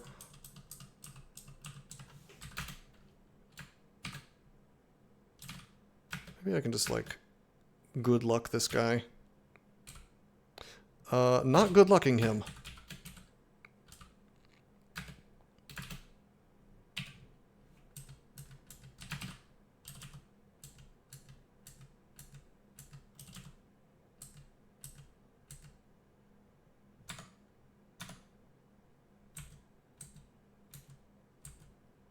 Based. Yeah, just take that. Hell yeah, this is exactly how I wanted this to go. Cucked. We cucked him so hard. So basically we used the imp to stand in front of him and, you know, try to duke it out with him. And of course the imp was probably going to lose, but then you just summon another imp. And when I summoned each imp, if it did not happen to spawn in between me and the ogre, I just shot arrows, got that damage in. And then if the ogre got too close, I walked backwards, and then the imp kind of naturally takes a position between me and the ogre. And even if he hadn't, he would have gotten some attacks in while the ogre tried to pass, and I could just kite for a while as I'm running away, you know. And that's how you do it, baby. All right, we got a 14% fill rate on the call imp now. That's not terrible, but I feel like it could be better. Yeah, imp is good. Imp is like Shrek. He's you know, shrimp.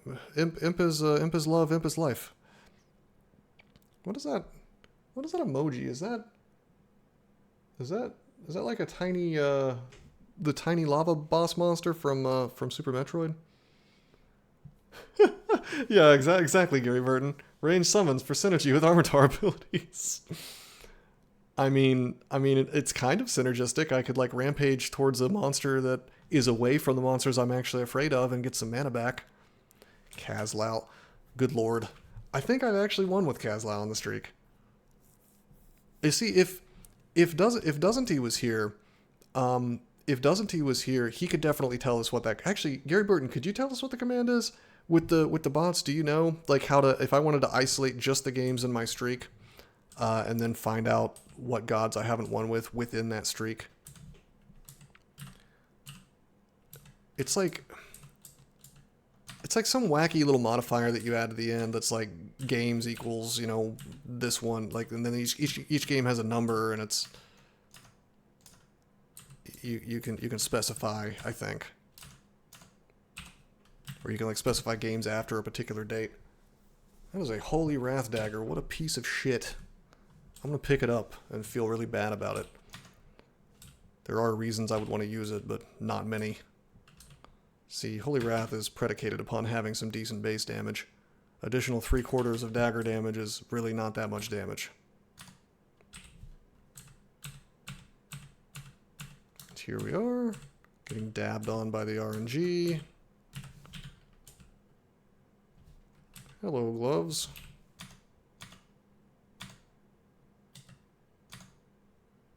Let's make sure we fire past these dudes. Have a double chance to hit something. Level 6, baby. Probably shouldn't be training fighting to 4. I should probably be training more summonings, but the cost is just getting so insane. I think I'm just going to live with having a low cast rate for now. Gloves, gloves, gloves. Pop those on. Did I see like a different ox slot? I definitely don't want the Scarf of Harm. Shield, barding. Certainly no artifacts, except for this wacky book, which could have been an interesting path. We could still go the fireball path, I guess.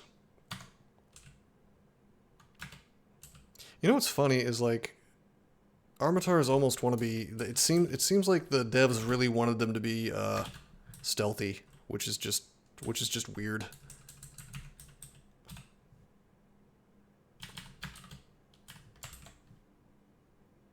Gozag 73. It's exactly. I have exactly the money required to join Gozag.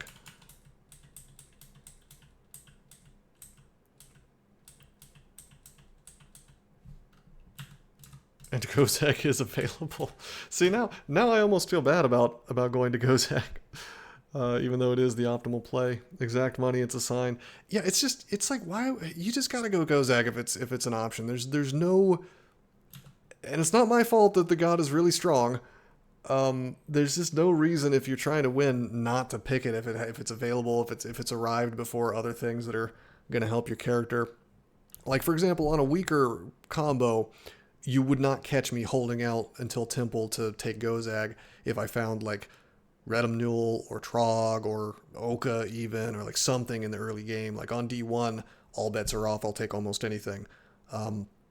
Even something crappy like Zen, because I can swap that due to no God Wrath. Uskawa is probably... I actually think Uskawa is my favorite god to pick. Even though Gozag is stronger, Uskawa is like the most fun. Gozag's pretty fun though. Let's you know what? It's been a while since I've had a nice relaxing Gozag game. Come to think of it, why don't we just do that? Why don't we have a nice relaxing Gozag game? It's been a while since I've gotten to do that. I think with my Meteor and I was doing that insane shit with Zen, with the Oni Berserker. That was a fairly smooth game, but I was doing Trog. I don't think we've gotten to do funky Gozag stuff in a while. Sort of, Clef, not really. You no longer get the free potion petition, so you no longer get like a nice free piece of power right off the bat, which honestly was very poorly balanced with the other species. But the thing is, that probably should have been done, ignoring food entirely. You know what I mean? Like, forget food. You probably never, if you're going to balance gods and say, generally speaking, a god shouldn't give you power as soon as you worship it, then it was probably always a bad thing that you got a free potion petition, considering that the potion petition is so expensive, relatively, for the start of the game. And then like, the fee was sort of small-ish.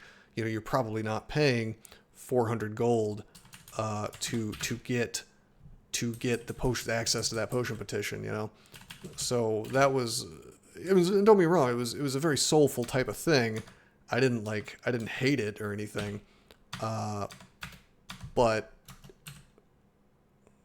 hold on, I just don't think it was very balanced. Not every god has to be balanced against each other, but I do think Gozag veers into... It's too strong, in my opinion. I think that it's... partially it's the aura is really, really strong. Like, if I'll tell you this.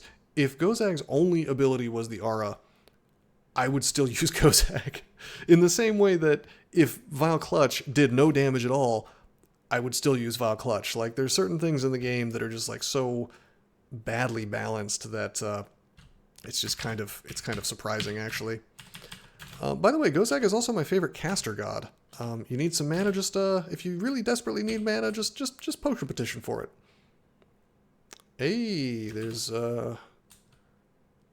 some long blades. We actually have a long blade manual available. We could be funny about that. Oh my god, it's a long sword of electrocution. I think they nerfed electrocution now. 8 to 20 damage, 1/4. Yeah, it used to be 1/3 chance, which was way better, but I mean it's still pretty good.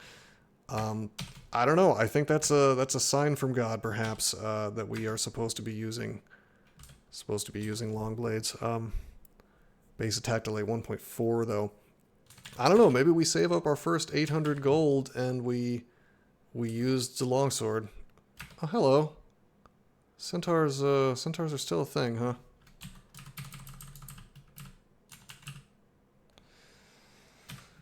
I don't think I want to fight him yet. Actually, I think we want to go back to D2 and we want to go defeat Natasha now.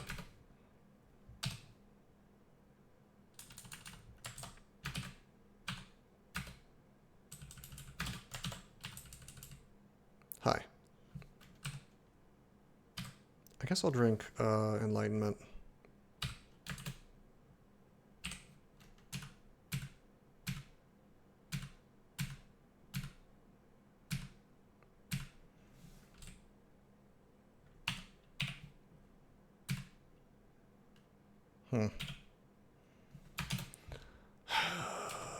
Probably should be being more careful. Do I have Telly, right? And I have 2 curing.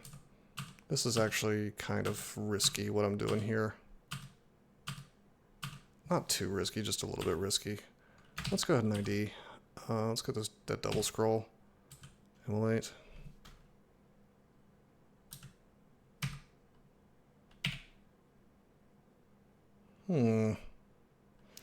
Actually, what the hell am I doing? Why am I not using my imp? How about that? Let's rock and roll, little buddy.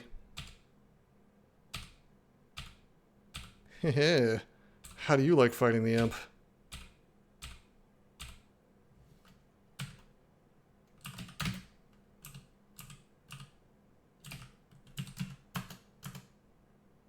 Whoa, whoa, whoa! She's cheating. She's allowed to have 2 imps and I'm not. Hold the phone. Hold the phone. I feel a bit cheated.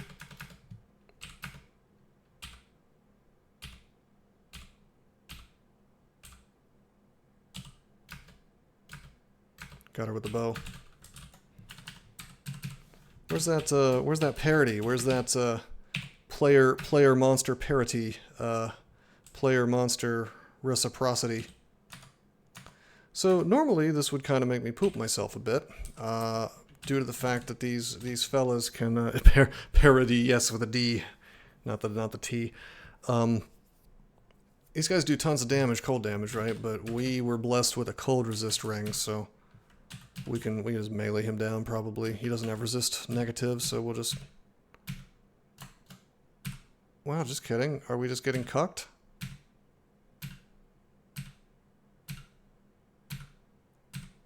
Ayo, come on, man. The drain should also reduce the cold damage he does. What's the foot icon?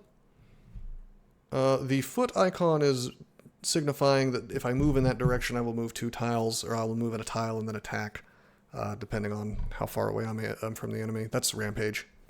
That's my Armataur ability. Alright, we kind of need defenses now. Although we also need... we need long blades if we're going to get them. Do I really want to train long blades just for a +1 electrocution long blade? I mean, that would definitely be worth it if I didn't have this dagger. But as it stands, I feel like I could just cheese my way to success. Why don't we keep getting summonings? That's gonna keep my ass alive. Whoa, that's new. Maybe Armataur's not terrible.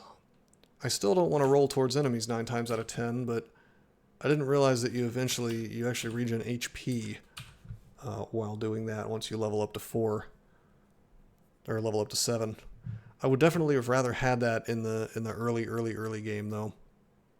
Guardian Spirit. Guardian Spirit would be the correct move, I think, with this species. Combined with a god that doesn't care about its magic very much. You really probably wouldn't want to play something like Zen or Kazlal while doing that strategy. Like, Guardian Spirit is great as long as you aren't playing a character that relies on mana for his panic buttons. I believe in the Autumn Katana. I played an Autumn Katana run, actually. It was somewhat underwhelming, to be honest with you. I should be careful. These guys could have nets.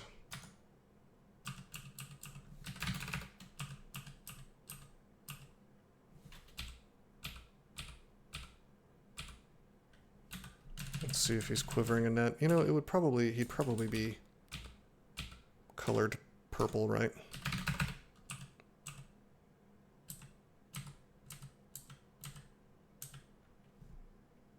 It was the double manifold assault run.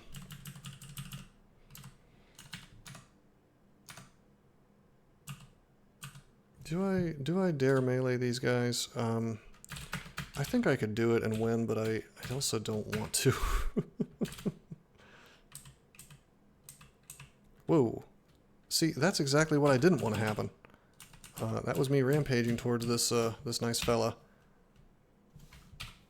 Whatever, I'm just gonna melee him. Yeah, that's risky business right now. My defenses are somewhat shit. Oh my god, it's just Null City.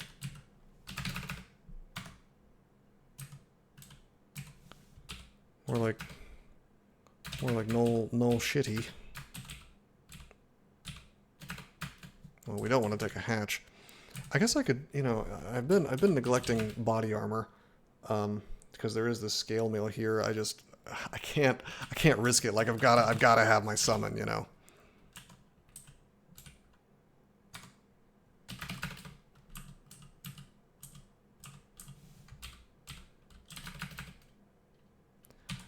I'm gonna put my spear back on. And we will swing. And if you want to swing at me instead of my bro, you have a grand old time. But we're gonna work together.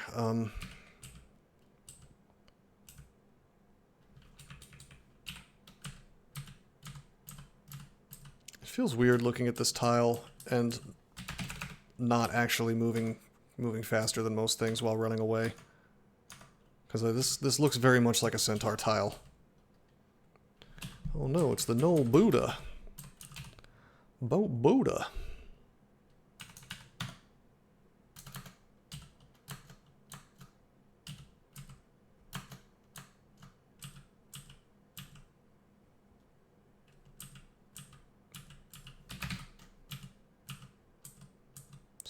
Stop being so fast. Alright, fine.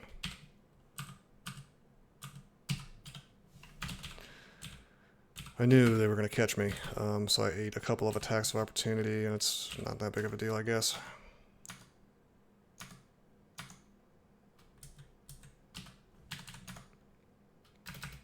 Summonings is now 4. I'm really going to need to commit soon to a weapon.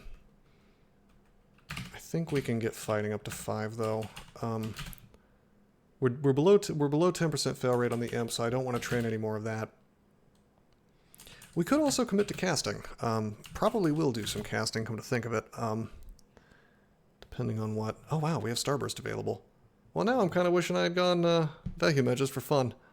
I didn't know we were going to find Starburst. That's outrageously powerful. We actually could have played the Fire Mage, man. We still could. What's our Conjuration's aptitude? -1. Could be worse. I think we go up.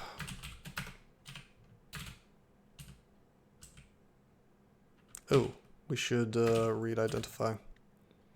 Let's get 2 stacks. Hey, 2 stack of blinking. Can't complain about that.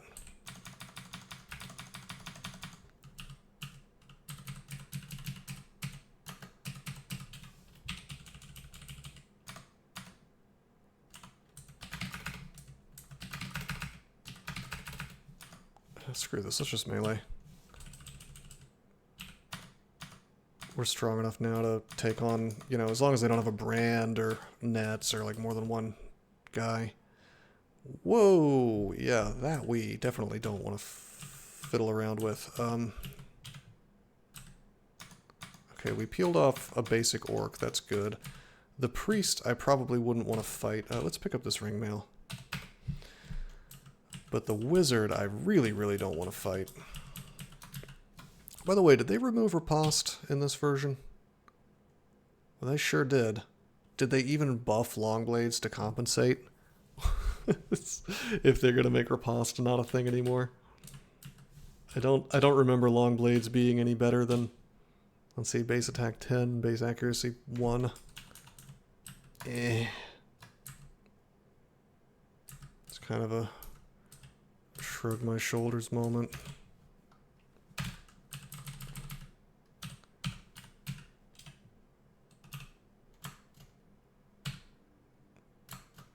Okay, so that's regen, huh?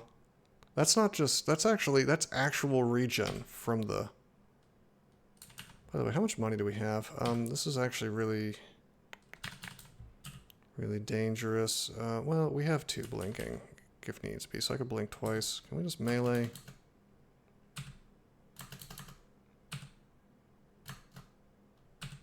Wow, that is real regen. That's actually pretty strong, giving access to real points of regen. I mean, granted, I've got to do this wacky-ass rampage nonsense to make it happen, but that's like powered by, yeah, no, I thought it was just going to, like, heal me 1 point every time I did it or something. That reminds me more of powered by, is it powered by pain or powered by death? Powered by death, where, that was the one where demon spawns, every time something dies, you get a regen, right? Yeah, I mean, that was really strong. Is that still a thing? That was tons of fun. I think demon spawn's probably like the most Kino species in the game secretly, just because you can hope for really broken mutations like that. Or like Spiny used to be incredibly broken. I think it probably still is. Spiny's hilarious because like you just walk through the entire early game and things just die as soon as they try to attack you. It's really funny. Alright, I am going to take dodging to 2. Just kidding, that's already there. Wow.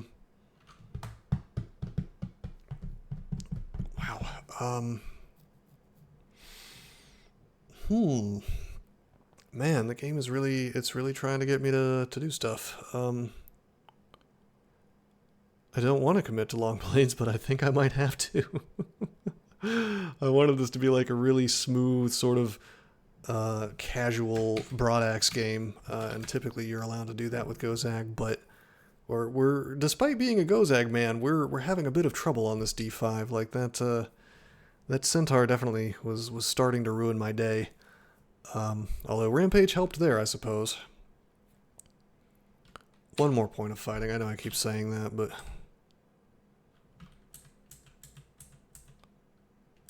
feel like I'm doing the boss man jack on this one. Oh, just one more, bro. Just one more.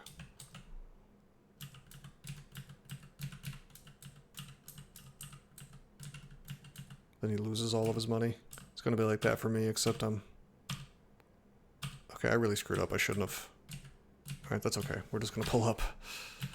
That was a lot of damage possible there per turn on my way to the staircase.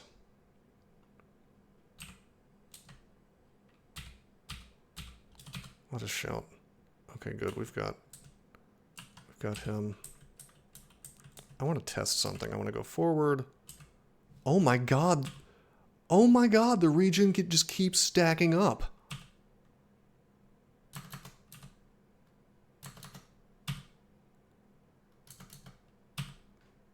That really is regen 5. Yeah, it just stacks every time you do the rampage. And you get that's crazy. That's crazy levels of regen.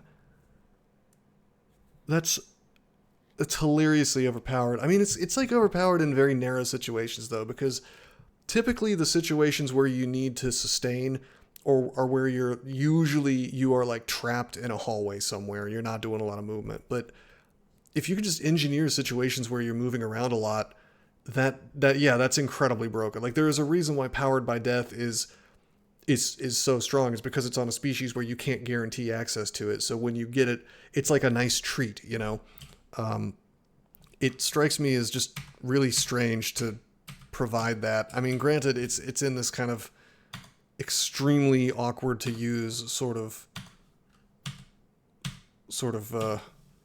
poop coding that is Rampage, but it's still very strange.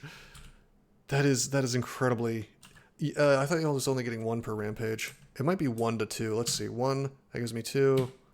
Yeah, it's 1 to 2 because I got unless it ticked down. I guess that'd be some pretty fast ticking though. It ticks down every turn or two, so maybe. Do I dare? We have Wand of Roots now, which means we should get Evo to 3. You know, with regen, I think I dare. It's weird to me for me to fight a water moccasin this early, but especially with crap armor, but with drain it's probably okay, and with the fact that I'm regenning. My god, that is busted. I thought this species was gonna be shit. I didn't realize it got just regen for rampaging. Was this tested at all, I wonder? Who am I kidding? Of course it wasn't. Orc bows. Base damage 11, base accuracy -3. Or base damage significantly less accuracy. Base attack delay is higher. We're almost past the days where I'm going to want to have random things equipped that are for range, but I guess I'll take the higher damage. I mean, I will say this, they have successfully created a circumstance that makes me want to use Rampage. I mean, that is the one thing I'll say for it, is for an ability like that, I'm going to take the staff for resist fire, by the way. For an ability like that, you really just want to avoid it, right? So they almost had to give it some hilariously broken thing for me to even want to use the Rampage ability. So I guess props there, but at the same time, it's... Should have taken Trog. Yeah, actually, that would be pretty funny, like Zerking and then just not having to worry as much about your Zerk ending because you can move 2 tiles to get back into combat with stuff. I mean, granted, you still wouldn't want to Zerk very often, but that... I feel like that's the most Kino use of this. Wand of Light? I bet that does big boy damage. Alright, Pikel, who used to have human slaves, but they decided that was like offensive or something, so now he has demon slaves instead. One of those really, really goofy changes. That Wand of Light scares the shit out of me, actually.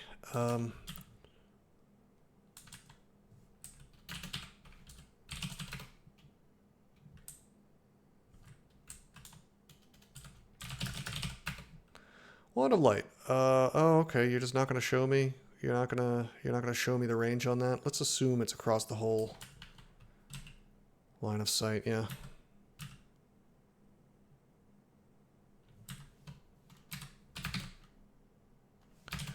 Okay, so we have the little guy.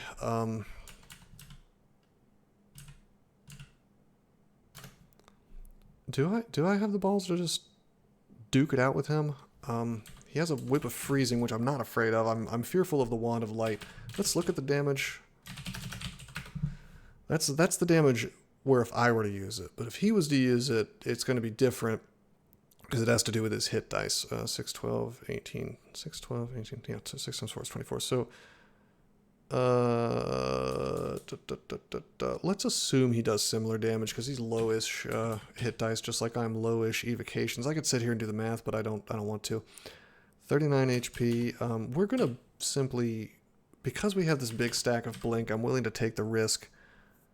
I think we just rush up into him with the dagger. The dagger is going to be our ticket to success here. It's really, really good to have a dagger of draining this early. Well,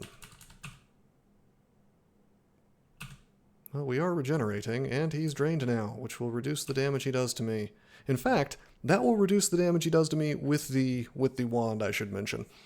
Because hit dice, monster hit dice is exactly what... What? What? I forgot it confused. Holy shit. Alright, we're gonna drink... We could lose. We're gonna drink Curing. This is really bad. Holy shit, this is bad. I don't even think that's subject to...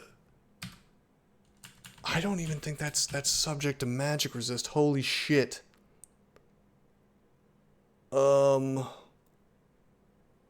That's incredibly bad. Do I don't even have the money for a potion petition, do I? No, I don't. Wow, if I had remembered, you know, I should have... I thought it was just damage for some reason.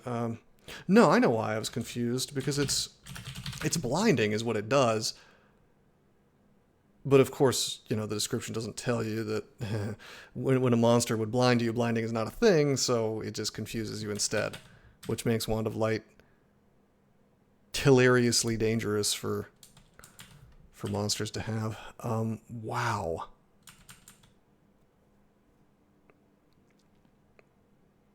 Okay. My instinct is that I just duke it out. How many stacks of drain have we done to him? He still did incredible damage to me with that wand. That's essentially an acid wand. I should have been treating them with a lot more respect.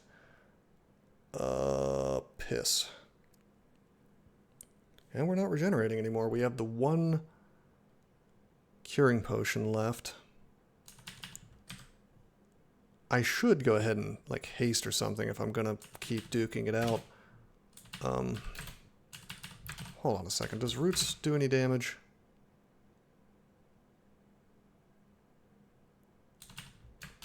We're gonna duke it out with Roots. Okay, the bolt misses him. Misses me. Good. He's Roots now. He's gonna take damage as though he got BVC'd, basically. And his evasion is gonna be nerfed. It's not showing it as nerfed, but I'm pretty sure. Well, no, it should be showing as nerfed. Does he just not have nerfed evasion from Roots? Is that only a BVC thing? Because that's dumb. Held in place and constricted. That's where it shows. Well, the funny thing is, if you BVC something, it'll have like little parentheses near the EV pips, unless they change that.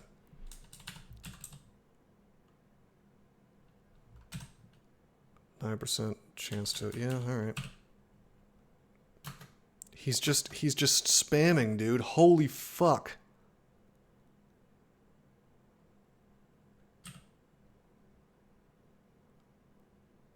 I've got to blink out of this. That's unreal.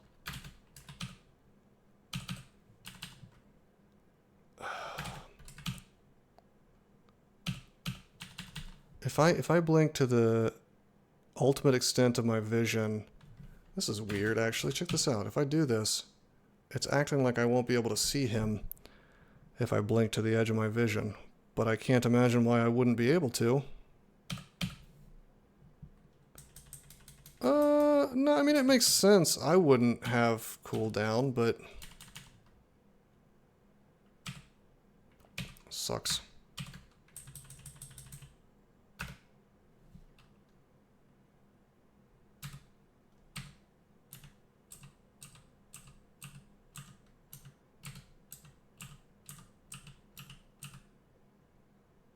gotta be shitting me with this. Rampage back at him for some regen. I'd be more inclined to rampage at his buddies. Well, we have Telly. I could rampage into the Samura, but that's going to sort of bring me closer to him. I think I want to just keep walking away. Oh, okay, fuck this.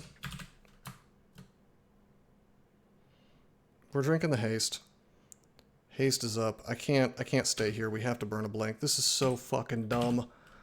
Mistakes were made. I just didn't realize that, wow. I just did not realize... I did not realize how busted light was. Light is... It's a replacement for acid wand, isn't it? So of course the damage is going to be insane. But the confuse is what really... this is fine. Well, it's sort of fine. We're going to tell you and we're going to hope for the best. Let's take a step. Let's rampage. There we go. I rampage to get the regen. Regen. The regen's insane. Get that identify. Yeah, no, and that's the thing is like that's where like not playing recent versions very much seriously creates situations that can be bad fast, you know. By the way, that white has a wand of polymorph. This is a floor skip and a half basically. But yeah, like not playing recent versions very much kind of erases some of my domain knowledge, because Wand of Light is a relatively recent addition. So, granted, I should have actually looked up the amount of damage it could do with his hit dice, saying I need to play more. Maybe. Okay, hold up. We're still not safe yet. We still have a blink scroll, but like, man, we burned through a tremendous amount of resources just now. Like an outrageous amount. We're going to commit to long blades soon, by the way. I have to get, how much do I have to get? I gotta get long blades up to 2, 4, 6, 8. 8 skill for that thing to hit 1.0 speed. -1 aptitude, that's still going to be a while. $1 incoming.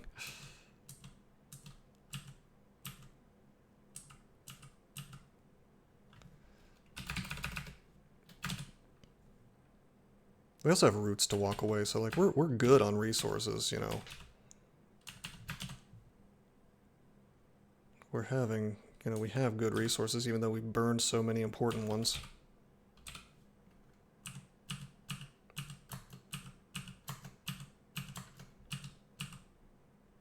Gotta be shitting me with this.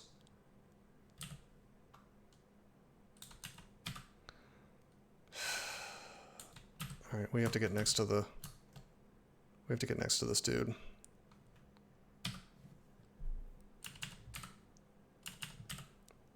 I don't have cancellation as the thing.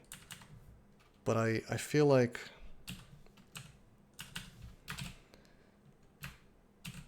if I take much more damage, we're gonna lignify. There we go. Fighting is 6. Boy.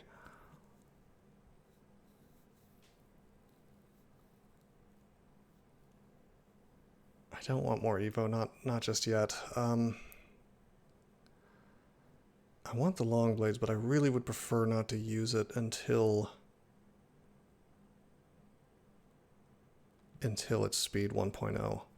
But I think I might just have to. Although with only 1/4 of a chance to work, Armataur 1 AC, I'd have to use the AC command in the bot to see exactly how fast that would happen. But I mean, yeah, that's probably the right move. I probably would want to have my ring mail on first before doing that.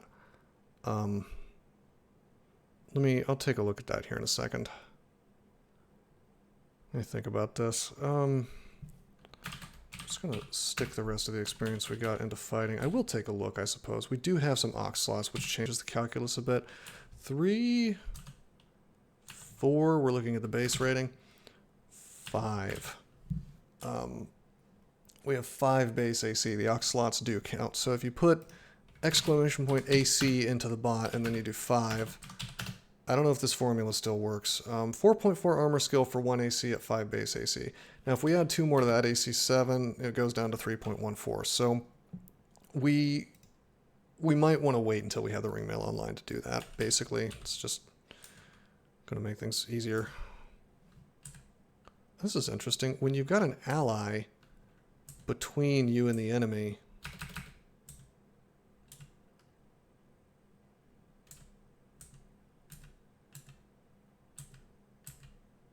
Come on, man. There we go. This regen, though, I cannot complain. Despite the insane mistakes I'm making. Like, regen is just bailing me out. It turns out that having a pseudo powered by death is really good. Distance traveled? Oh, you mean like in a row? Like if you rampage, then rampage again in the same direction? Maybe. I doubt they got that clever about it.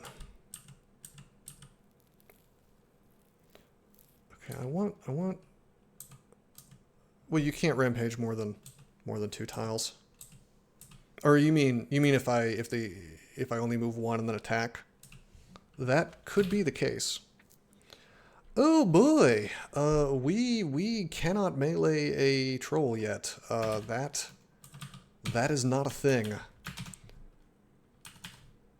We could roots the troll and then throw shit at him, but I think probably we just don't use that staircase.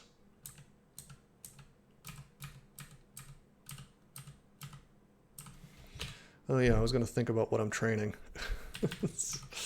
just spamming fighting like a greedy man. Why don't we put on the ringmail real fast? Can we still call imp?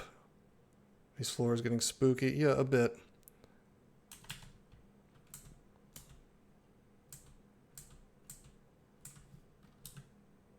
I mean, I don't like the fact that there's a white with a polymorph wand.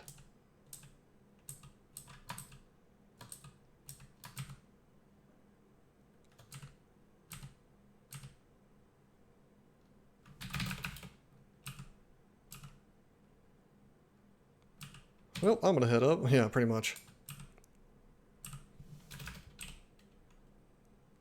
Actually, you know what I should do is I should just rampage up to this stuff with my regen.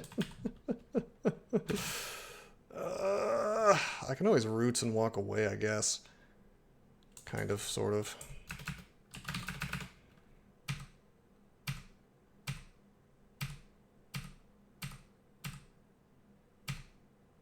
These guys have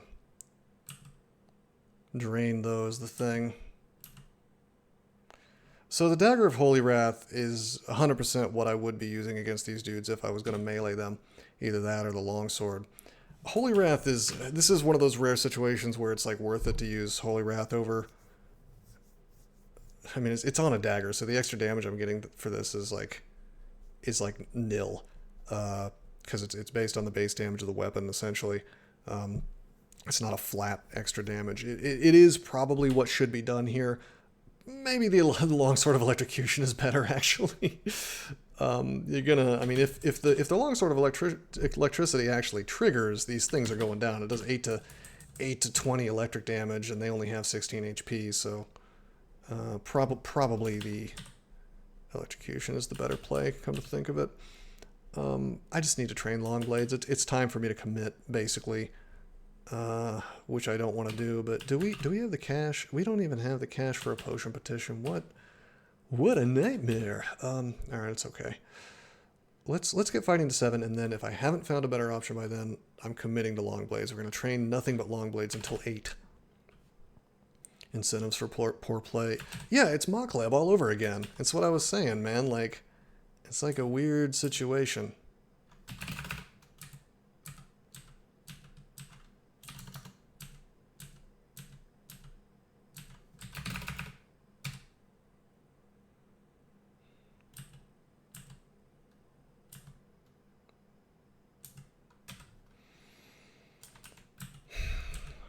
I'm leaving. My stealth is high enough that they should not follow me for very long. Okay, I'm gonna do an old trick. Auto pickup off. Read this right off the floor. Save some time. Let's see. Do we want fear? We sure want fear. We want heal wounds. We want might. We have Tele already, and we have Blink identified. Fear's the only potion, or the only scroll that I want. Potions, I want heal wounds, I want might, I want, I guess that's about it. Anything other than fear that I want? Summon someone would be cool, but there's no way I'm going to find one of those. It's rare. Acquirement is also rare. Let's do potions. Degen. Okay, that's fine. Identifying degen is good.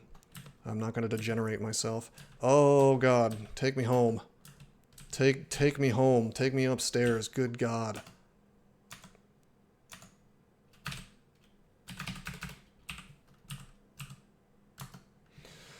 Alrighty, we're committing.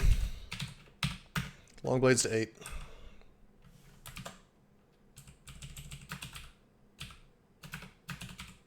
Okay, we gotta skip this goddamn floor. Please don't be next to me. Are you fucking kidding me? They just sat here?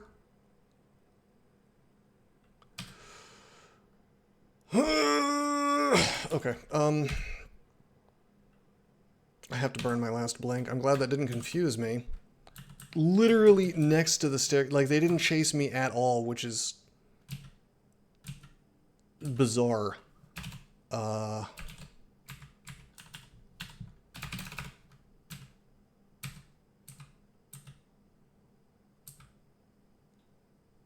gotta get down to the next floor. I sure wish that there was a thing. It's like, I XV him, and it tells me how much range his Wand of Light actually has. Wouldn't that be interesting if it actually showed you that? Or if I just went to Wand of Light and it showed me that. But no, it does not. I am going to go into the bot now. Wand of Light. Will that perhaps tell me what the fucking range is? No, it won't. Well, I'm going to assume it's the full screen, which is really, really bad for me. I think that if he hits me and I get confused, I will have no choice but to just be a madman and lignify.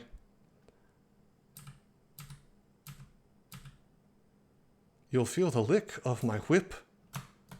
Yeah, that bolt of light actually did not have a chance to hit me. I guess the range is 1, 2, 3, 4, 5, 6-ish. I think at the ultimate extent of movement, he can't do it. Alrighty. I still can't believe I've used so many goddamn blink scrolls this early. That's bizarre. Aren't we glad we went Gozag for the sheer power, which we're not experiencing just yet, but we will soon? Aren't we happy? Isn't that nice? Isn't that good?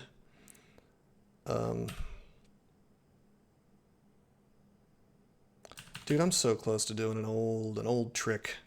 Should we do an old trick, which is actually kind of a new trick? Is it time to get really medieval on Pikel's ass? Is now the time to make it happen? Because I'm about to get really sneaky, I think.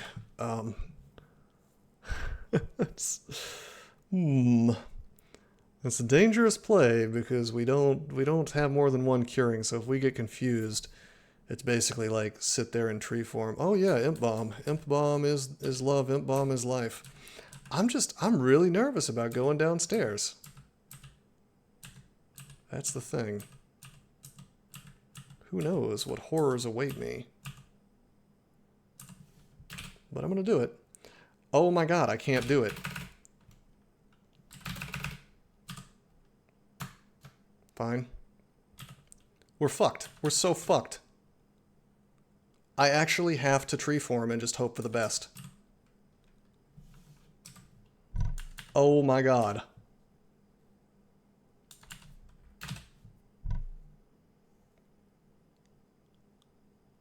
That's unreal.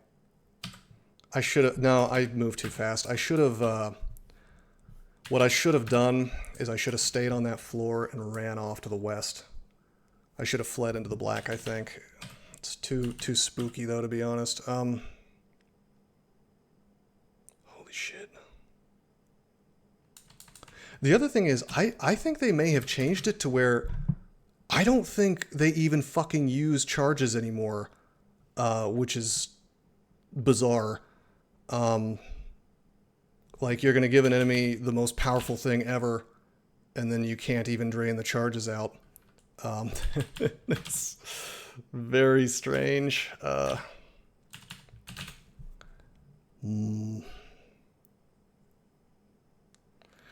Alright. No, he won't run out of charge. Did they change that? He can wand me to death. Alright, I guess I better get super duper serious. The AC on Lignify is probably not enough to not get fucked here, basically. I think the only thing that we can do, really, at this point... Wand of Light is untyped, by the way, so switching to Staff of Fire shouldn't help. I think the only thing we can do right now is Imp, and then Order to Attack, and then Immolate. On the other hand, Imp is not gonna get next to him now, is it? So that's a risky play. Staff of Fire would probably help keep me alive there, but it's just a lot of moves. We could spam Scrolls and hope for fear. How many Scrolls are unidentified? It's going to be a lot. If we get Scroll of Poison, we're completely fucked. Because then he'll be at range forever, which is not what you want. Man, is the LearnDB... The LearnDB is actually terrible, by the way. It doesn't even give you the formula. Wand of Quicksilver.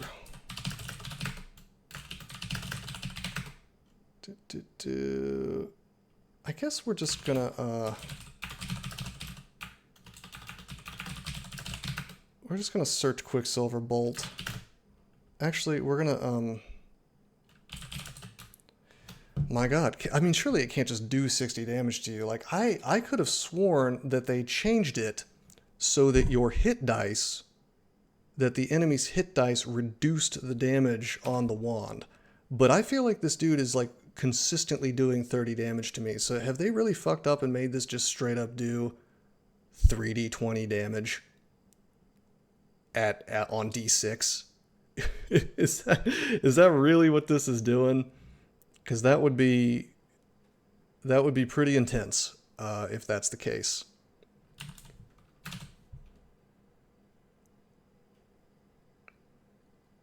All right, I think we have to. I think we actually have to tree form, which is insane, but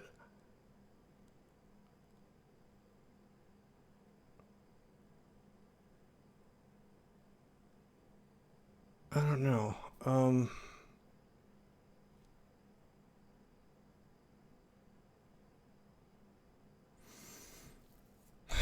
The MO play is not viable because of how imps work.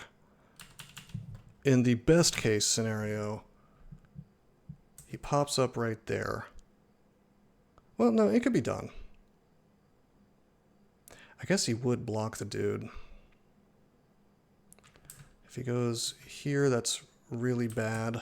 But then again, I get a turn, assuming he walks. Pikel moves here.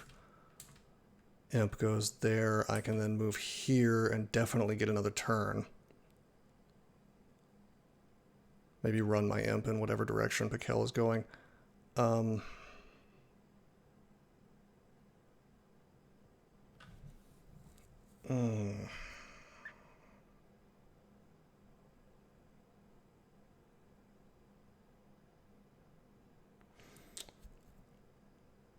I think we gotta do the imp bomb. Unfortunately. Or we can miscast imp, that's cool. Has the calculus changed? Yes, it has. We take a step and then he ends up... It's gonna let me regenerate, basically, is what's gonna happen. Okay. Can I cheese this? Can I take a step? Okay, he has a friend, which fucking sucks, but it also could be used to our advantage. Piss. I've got a turn out of his line of sight now. So this is kind of cool. Oh my god, do I want to do the dumbest play of all time? I don't think he'll blast through his buddy. Do we want to get really stupid? I don't know how attraction works. I know it like sucks dudes up next to you. But I wonder if they can still swap places. Probably they can. Because I was thinking like the dumbest play ever. Attract the lemure next to me, wear the staff of fire, immolate. It's stupid, it's not gonna work. Are you resist fire, by the way? You are not. Yeah, that's not a move. Well, I mean, I could do it with like Lignify plus. Bear in mind, Immo is not guaranteed to kill Pikel. Pikel has a big solid chunk of HP, good old 39 HP. So 3d20 fire damage is what Immolate does. So it's gonna probably not kill him instantly. It will kill him over time with the fire cloud, but you know it really doesn't take that many turns for him to ruin my life. So. Should we have trained a little translocations and gotten Blink online? Probably, but Blink is shit now, so I can really only do it the once.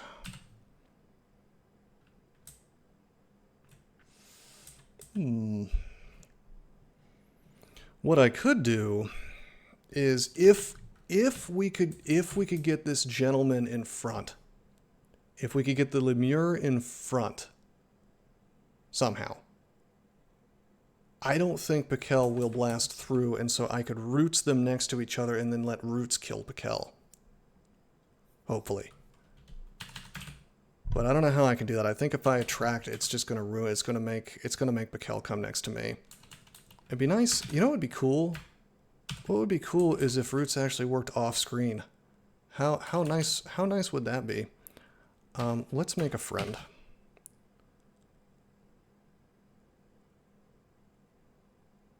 What the fuck?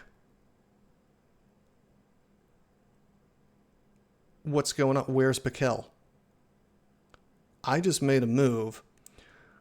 So either Pikel has forgotten where I am and has started to wander off north. Or, more likely, Pikel is trying to cross me up and come in behind me.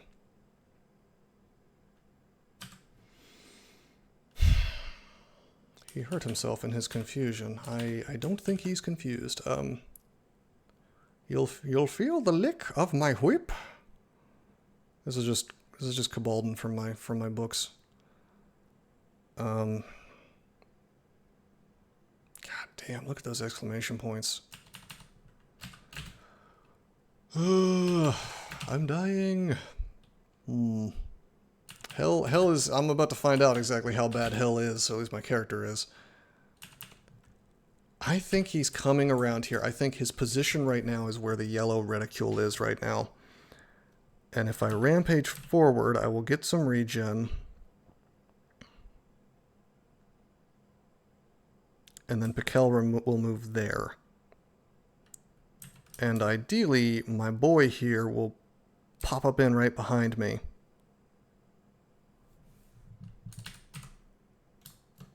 Okay, there's the regen. Sick, sick, sick. This is exactly what I wanted to happen. It's not ideal. This is still pretty shitty, actually. But this is better than 2 seconds ago. I am regenerating a little bit. These lemures don't they're not like soft hitters. They can do 10 damage, which is pretty powerful. Lignify would make me more or less immune to that, but what a weird situation. I got too confident with this stupid you know,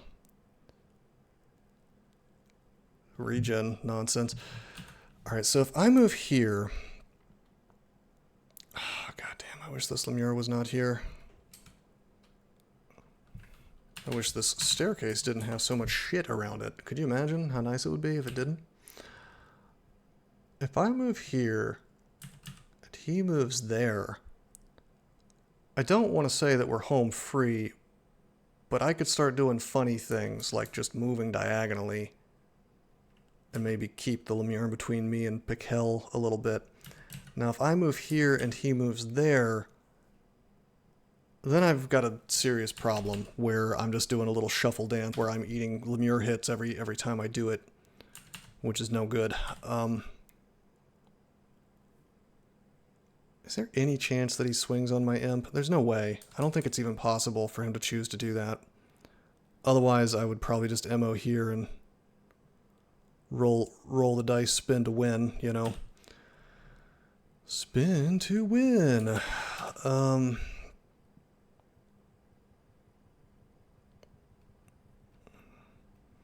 Try my luck with Lady Timora. Bring a little Baldur's Gate action in here.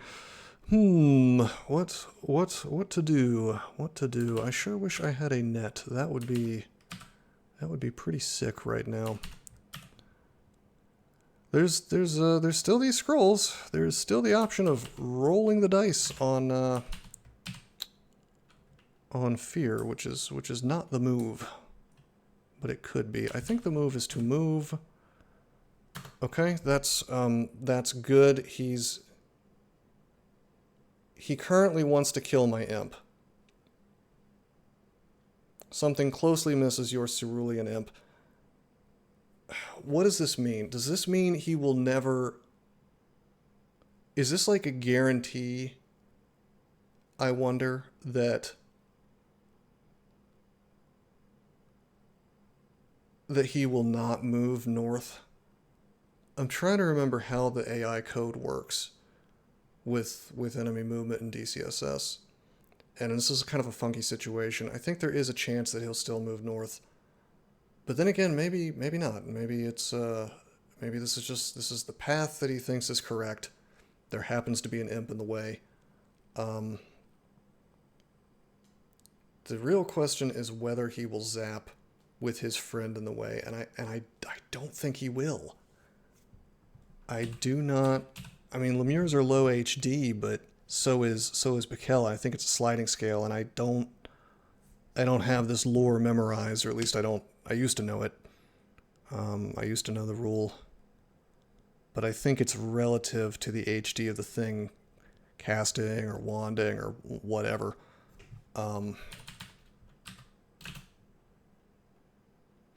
You know what would be really funny is if I moved here and then pulled Immolate out, and then and then he did the thing, and then I just died from the Lemure exploding. That would be a wonderful way to end the streak. If he knows where I am and I move this way, like if he sees me, he definitely won't move like that. I don't think. He'll try to go through. Well, maybe not.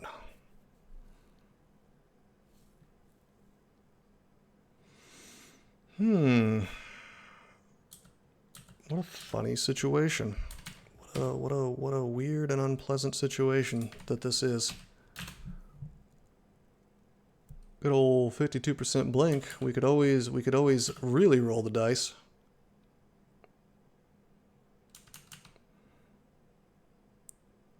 I mean, it's just the bottom line is like, is he going to blast through his own dude?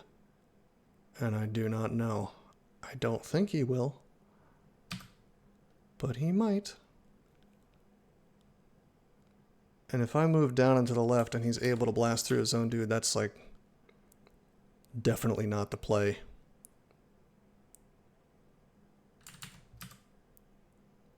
Sure wish I hadn't used all those resources so frivolously.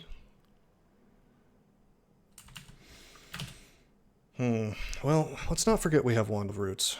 Wand of Roots is a big play. Because if I can Roots this Lemure and then just like go back and forth, let's take a step.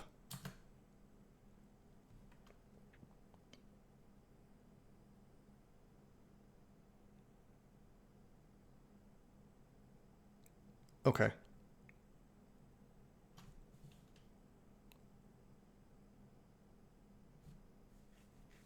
Fuck this, man. I think I'm gonna do it.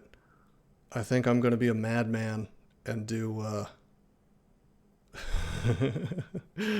and do the play, and do the MO play. That will be nutty if that works. On the other hand, I'm seriously tempted to just Roots this dude, step away. I could just like walk is the thing. Why don't we just walk? Why don't we just go for a nice walk? Actually, I could... Holy shit, I can Roots Pikel from here. Yeah, I can.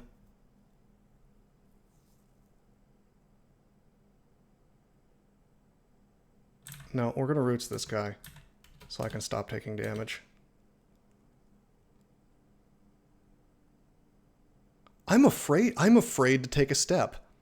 Because I think that if I take a step, there is a chance he will say, oh, well, actually, I think this is the right path. And I'm going to step over there, and I'm going to fucking Wand of Light you to death. So that's... I don't know. I don't know about that. Why don't we Roots him? Okay, he is Rootsted. Fuck this, man. I'm doing it.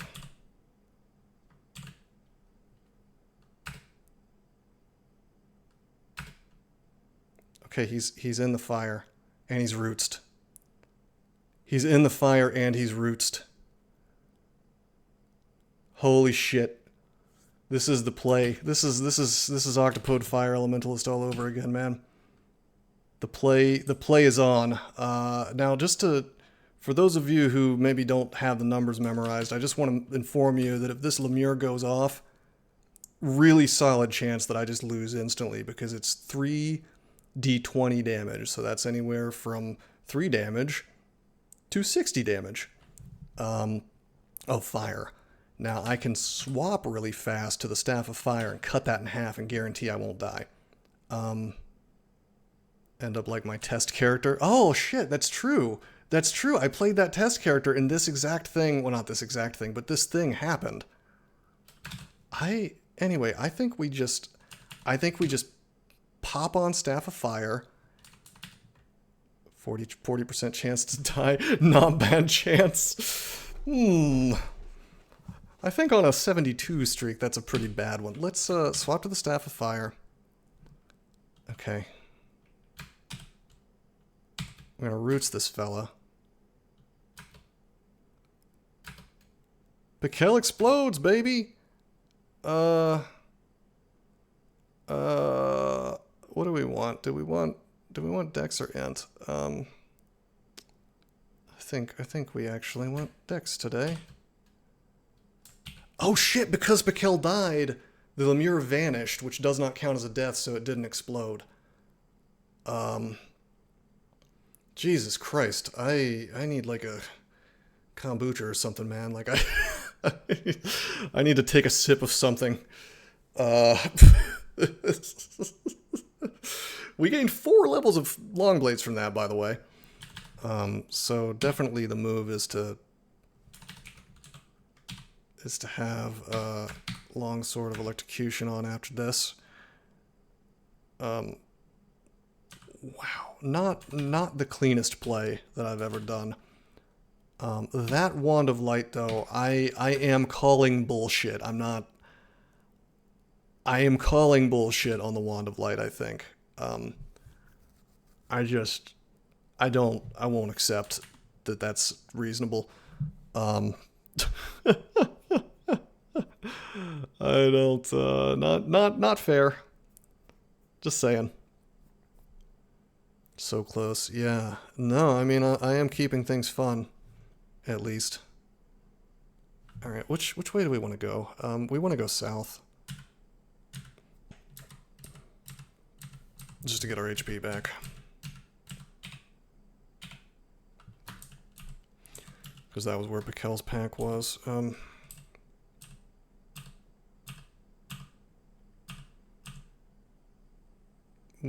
What just happened? Wow, Phantoms blink you as well now. That's much more dangerous.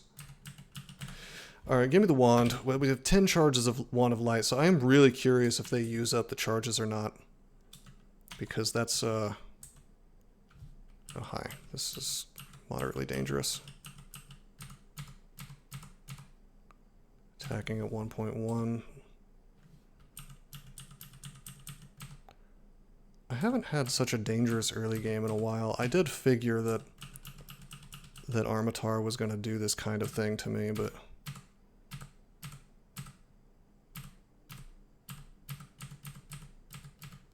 just by virtue of Rampage. But really that would have happened on any character.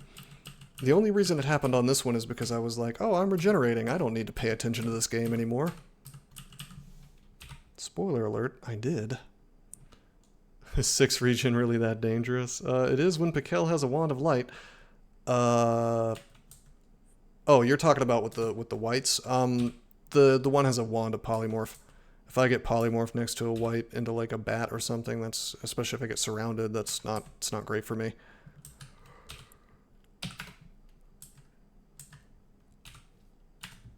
I thought there was a, I could have sworn I saw a fire hand axe. I guess not. Maybe it's that one down there.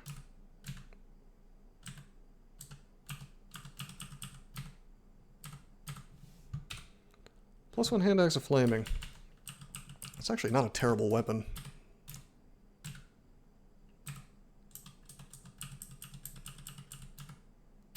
I had wanted to make this guy an axe guy because axes are king, but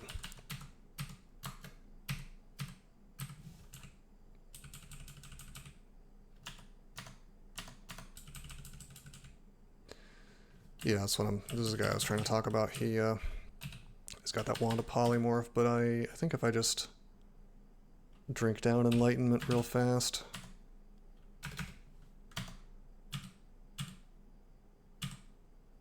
It's just not going to be good if I were to like, if I were to become a mushroom, I guess, would be the real problem. Bat would be okay, because I could just sort of walk away.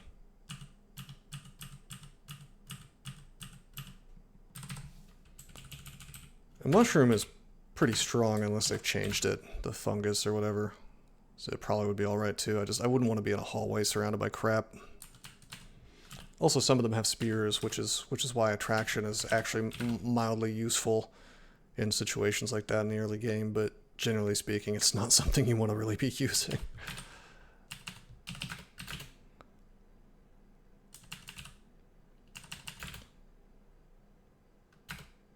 Okay, terrific. I think we want to go up.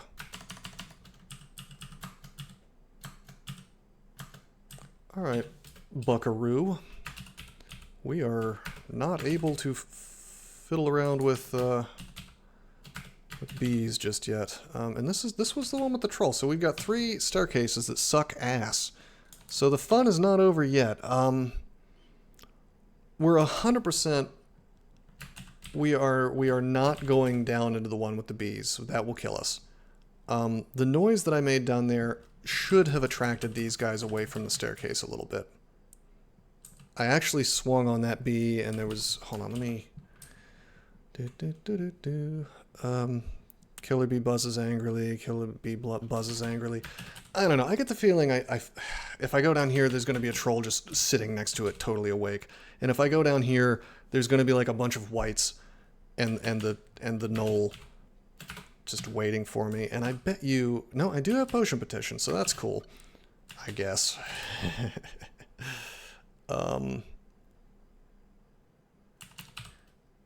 Dude, I have to do... This is so stupid. I actually have to get Blink online for this. If the game is going to do this to me, it's a little late now, but... Yep, it's exactly as I feared. Only 3, though. It's not the end of the world.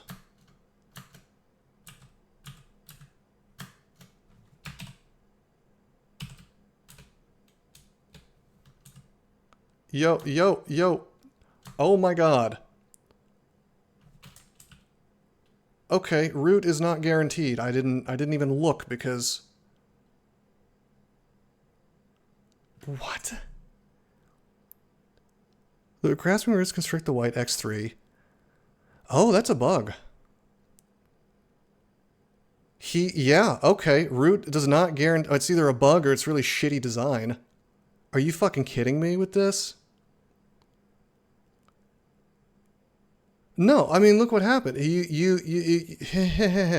was constricted, but he still got, because attacks of opportunity have the coding talents of an infant behind them. He was actually able to get out of the constriction at the same time as moving and attacking. So constriction, which is like a logical thing that you would use to avoid attacks of opportunity, is not actually designed to do that, which is baffling. I do not understand why they would design that way. That's insane. I don't think they really thought it through. We're gonna potion petition. Okay, we got heal wounds and curing. We kind of have to go in that direction.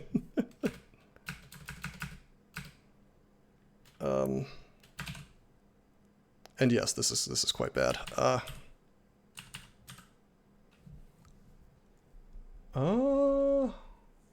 could lignify, which is funny, but not ideal. Lignify would keep me alive here because, well, probably 23 is a lot of damage. Let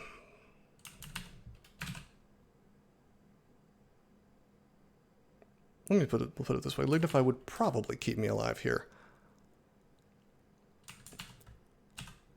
I have RC, so his extra damage that he's doing with the freezing is halved.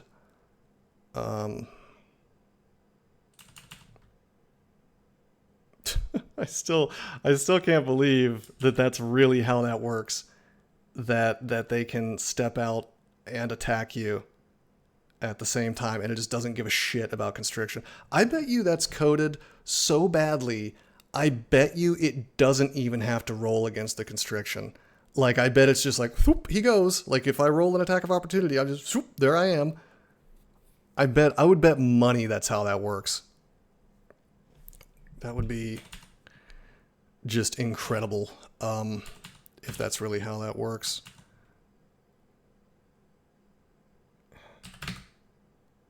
Oh, good. My imp showed up in the exact wrong spot. Very cool. That's very cool, baby.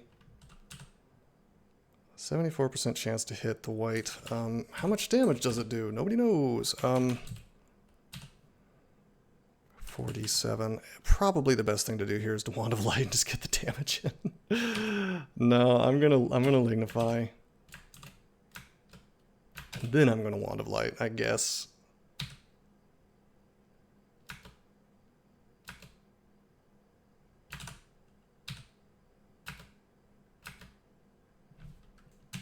I'll swing. What? There's a word I want to use that is definitely, at least I'm pretty sure, against Twitch terms of service for me to use it. But boy am I tempted. By the way, plus 6 falchion. Base attack delay 1.3. We are using that instead of the +1 long sword of electrocution. It may seem odd to give up brand, but plus 6 is just a tremendous number. And my attack delay is 1.0 now with that. And just having a big number in front of your slaying is really nice. All right, 26% chance to blink now. We're getting into like survivable territory. I really don't want to be next to all this shit. I think we have to go into troll land. I could get zapped. But I can blink away from it. God damn. Come on, troll, you got him. It's possible. I mean, that's a solid 35, 50 damage possible? 20 plus 15 plus 15, yeah, 50 damage, a little bit of GDR, not much. My defenses are just shit right now. I have a lot of... Well, the other problem is the lightning behind it. But, like, if I go down here, I'm tanking a null sergeant. Like, I'm assuming they'll be in a full encircle around me. Just too much. He has a shield, by the way. I really want that shield. If I go here, we don't have our poise. It's a disaster. We have to do this. It has to be, right? It has to be this staircase. I guess I could, like, drink first and hope for might. Have we identified heal wounds? I don't think we have. I gotta start playing more slowly, by the way. This is getting stupid. Okay, so those 2 points of stealth that I got really saved my bacon here. Mr. Troll is still asleep, which is great. However, we're so fucked if anything else shows up. And he's gonna make a bunch of noise. 2% chance to evade my falchion. We could be cute and just run up and attack him instantly. That'd be kind of funny. Is it even possible to kill him? 38 HP. Let's see, damage rating 16. Yeah, there's no way.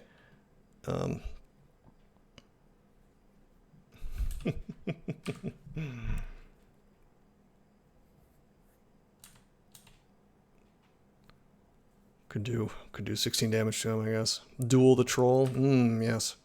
That's the play. I mean, we probably should duel him. Just a little more cleverly than simply rampaging into him. We should polymorph him directly into a cane toad and really have some fun. No.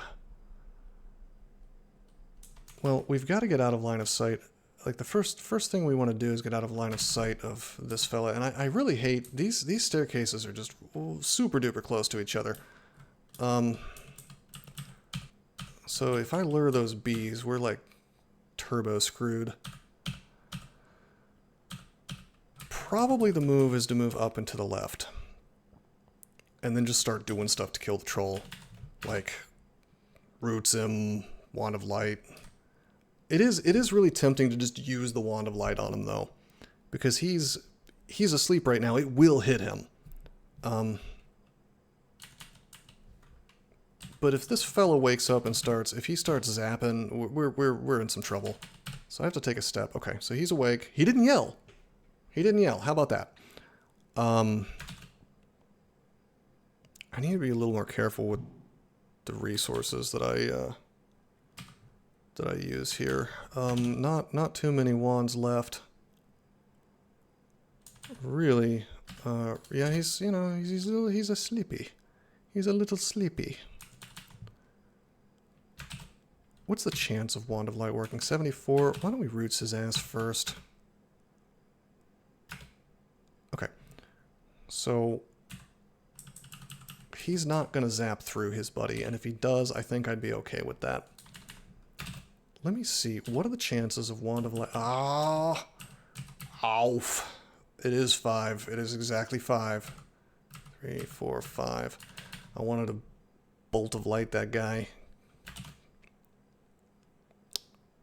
Man. Okay. Okie dokie. Should I just run up and attack? What a crazy thing to do. We'll definitely hit with him being rootsed. It's a nutty thing to do. But I would get regen, I guess. I could have sworn that Pikel hit me at least once at range 6, but he must not have. That with the wand. But yeah, how nutty is it that you straight up cannot see the range on the Wand of Light from the item screen? Like, how fucking dumb is that? Am I crazy that, like, fully half of the mistakes that I made with dealing with the Wand of Light on Pikel were because I didn't know what the range was, and there was no way for me to even look it up without literally going through the code. Even LearnDB doesn't know. I guess maybe the wiki might know. I don't know, but Super lame. Super duper lame. Gonna be butthurt about that for the rest of the game. Anyway,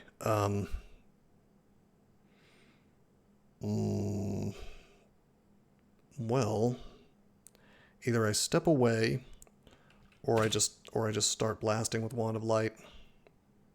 I would like to not have to use another Roots. I think I'm just gonna start blasting. Okay, the troll is blinded. He's still struggling to escape constriction. You know, I actually do have code in the DCSS code base that I submitted, but I had to do it through somebody else because the devs are insane. And to this day, some of them still like DM people who allow me to, you know, work with them. And I don't know, it's just like I've gotten multiple, you know, I have like evidence basically that these people go out of their way to fucking try to unperson me. The wiki doesn't have a range either. That's hilarious. Anyway, joke's on them. My code is in DCSS, so they can fucking blow me. But no, I'm not fixing their. I'm not fixing their bad mistake. Also, it would be more intense than just. It would be a more intense fix than just changing the description. Like, I guess you could put it in the description, and that would be a good band-aid. But really, what you would need to do is change this screen entirely to contain a range line, which I don't understand why it wouldn't have one. I guess maybe certain wands, like Wand of Clouds, that doesn't exist anymore, had range that, if I remember correctly, was based on your evocation skill. But I mean, it shows the current damage, so I don't see why it couldn't show the current range just based on, even just like based on your skill, assuming the range is variable, would still be handy. Dude, he is blind. What are his chances of hitting me? 59% chance to hit me. It's not great for me. Heavily wounded. Looks to be about half. We could possibly one-shot him combined with Roots damage. I'm tempted to just rush forward. If only we could hit with the Wand of Light. 57% chance on the eel. I'm sort of tempted to just like sit here. Man, how greedy do I want to be? How greedy do I want to be? I feel like I want to run forward just because it won't kill the troll. Run the risk of getting hit, and then start bolting the eel. The eel is in a weird situation though, because it's like, you know, where he's standing, if the troll dies, it's going to take me 2 turns to get away from him. And is he fast? He's not fast. Still, that's 18 damage a turn potentially. So it's just possibly bad. I'm going to move forward and attack. We're going, it's ballsy play time. That's what's happening. Yeah, buddy. Sometimes, you know, sometimes the big play, sometimes you get rewarded for the big play. You know? There are times. By the way, this floor is like heavily restricting where I get to walk. It's...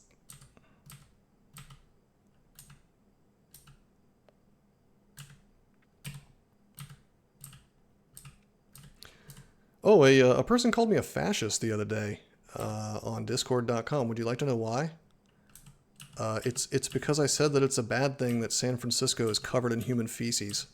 Apparently that's all it takes. I didn't know this, but that's the definition of being a fascist, is being against stepping in poop as you walk out your door. In fact, I think it was Bilbo Baggins himself that said, it's a dangerous game, Frodo, walking out your door. You might step on a broken heroin needle or a pile of hobo feces. So you better not do that on your way to Mount Doom. Yeah, there is a poop app. Lets you know where the poop is, or maybe it lets you report poop. I think there might be 2 different apps, or maybe they do both features exist in that app. Anyway, I had mentioned that, you know, like it or not, typically, if a city adopts right-wing policies, it won't be covered in feces. And I just kind of said that, you know, without too much context. Just like, you know, no human feces will be tolerated in a right-wing city, typically. Call me crazy. I think that's... Right-wing policies generally are not friendly towards city pooping. That's all I said. I didn't elaborate. But that was enough for this individual, this very special individual, to declare that I was a fascist, which I am not, by the way, but don't let facts get in the way of anything. How's that image go? The one where it's like it's the child's guide to debating online, and then it has like a picture of a certain former world leader on a magic carpet, and then the title of the real title of the book, or maybe the subtitle is everyone who disagrees with me is literally Hitler. Why do they automatically assume poop comes from a certain group of people? Yeah, no, like, this person proceeded to go on the most insane, just series of you ever see Office Space where the guy makes the jump to conclusions, Matt? It was just this incredible series of conclusions this person jumped to, where apparently, because I said that you shouldn't be allowed to poop in the streets, this person was like, oh well, clearly this dude wants to, God, what was like, he basically said I wanted to put all homeless people in prison, which is not at all what I didn't say anything about what the solution was. I just, or like I wanted to, he was basically saying that I wanted to put every homeless person into a camp, which, yeah, no, that's, yeah, that's clearly, that's the logical conclusion of there shouldn't be poop in the streets.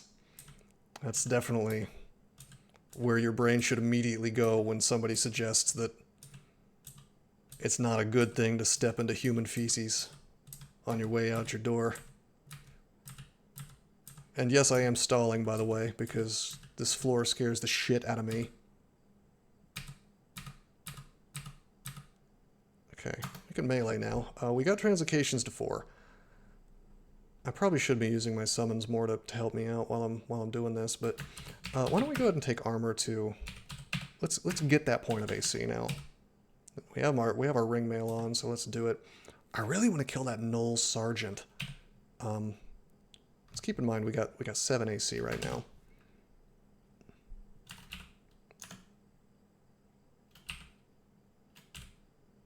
Pull this guy up.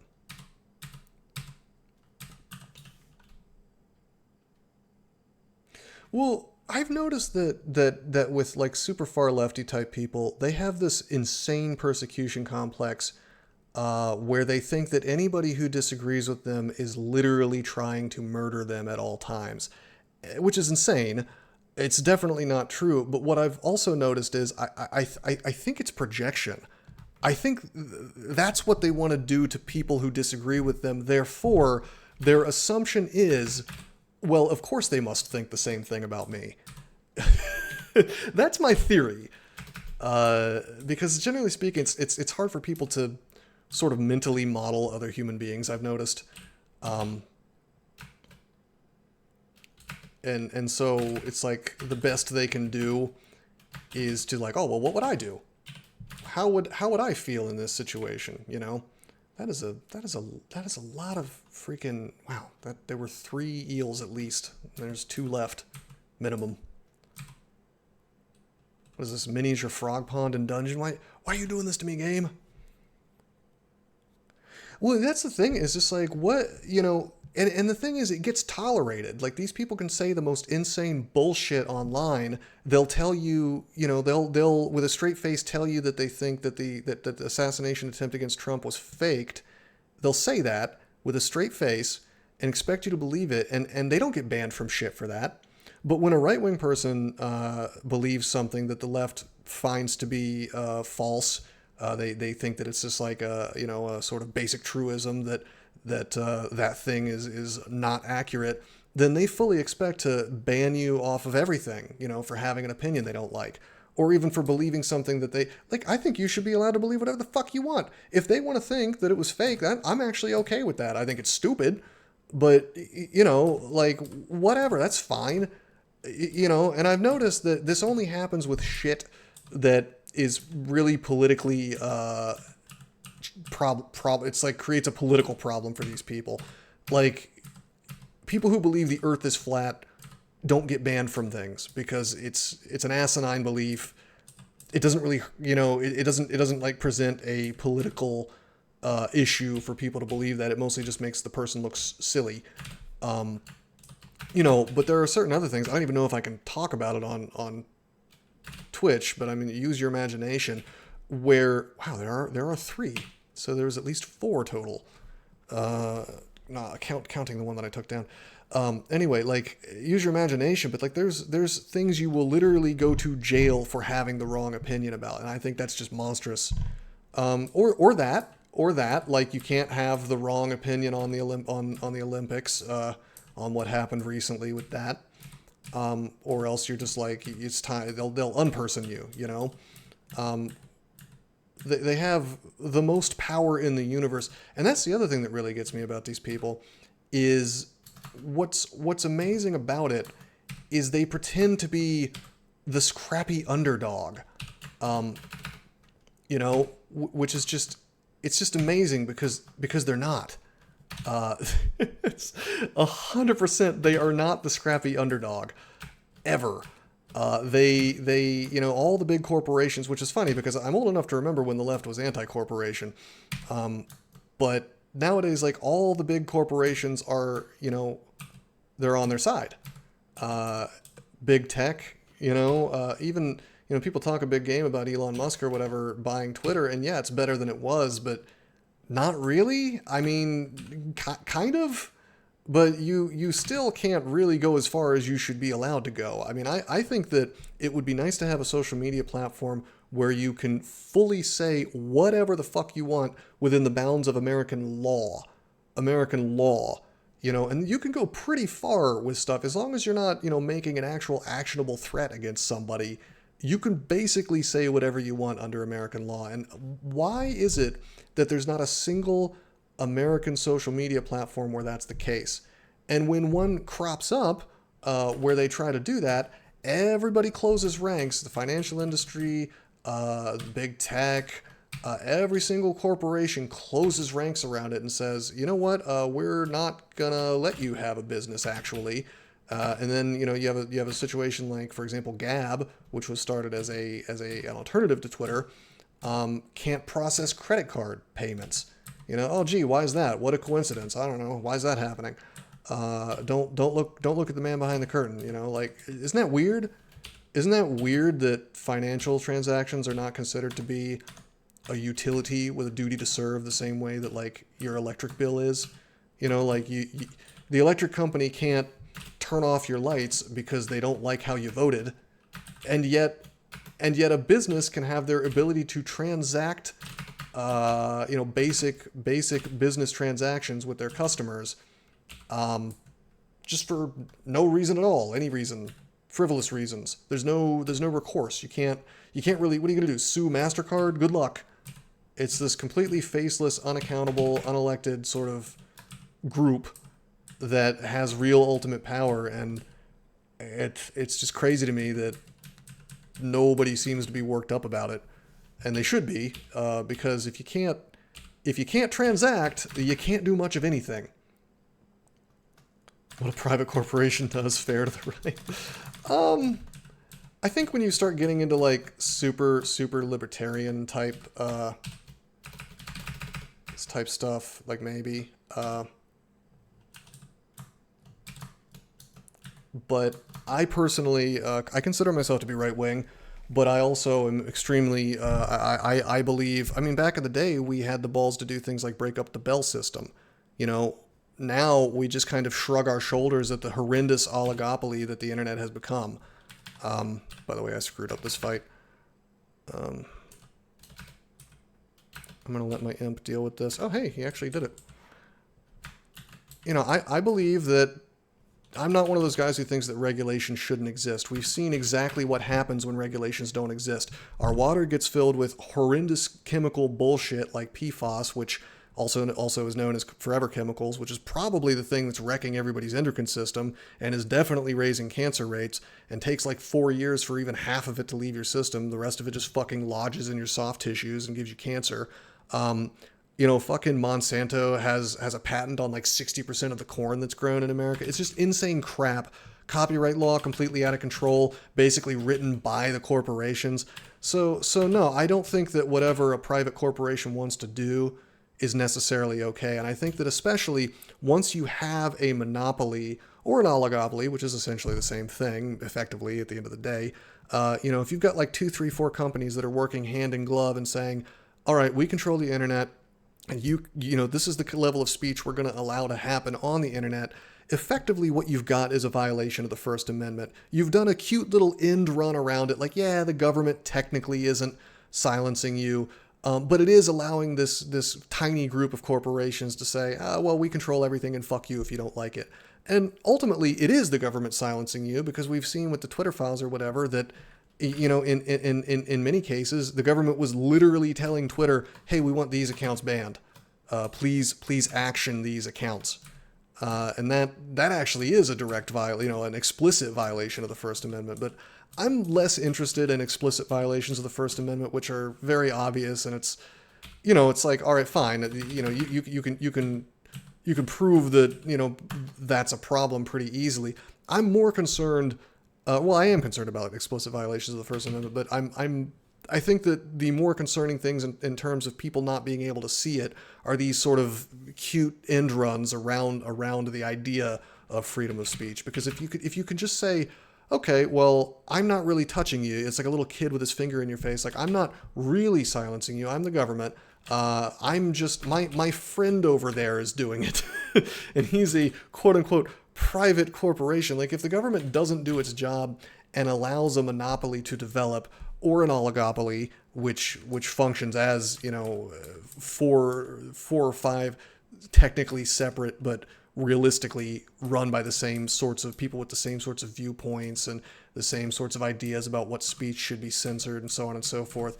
If you end up with that situation and the government refuses to do its job in stopping that, and in fact goes out of its way, I'll give you an example. The government has this rule, the comptroller of financial blah blah something. It was something that I believe Trump wanted to put in. The fair access rule is what it was called, and it was going to force banks finally to say, like, no, you've actually got to give banking services to people. It was essentially going to make banking a utility, meaning it would have a duty to serve. You can't just throw people out and say, well, you can't do credit cards, you can't have a bank account because we don't like your politics. You know, like those protesters in Canada got debanked, for example.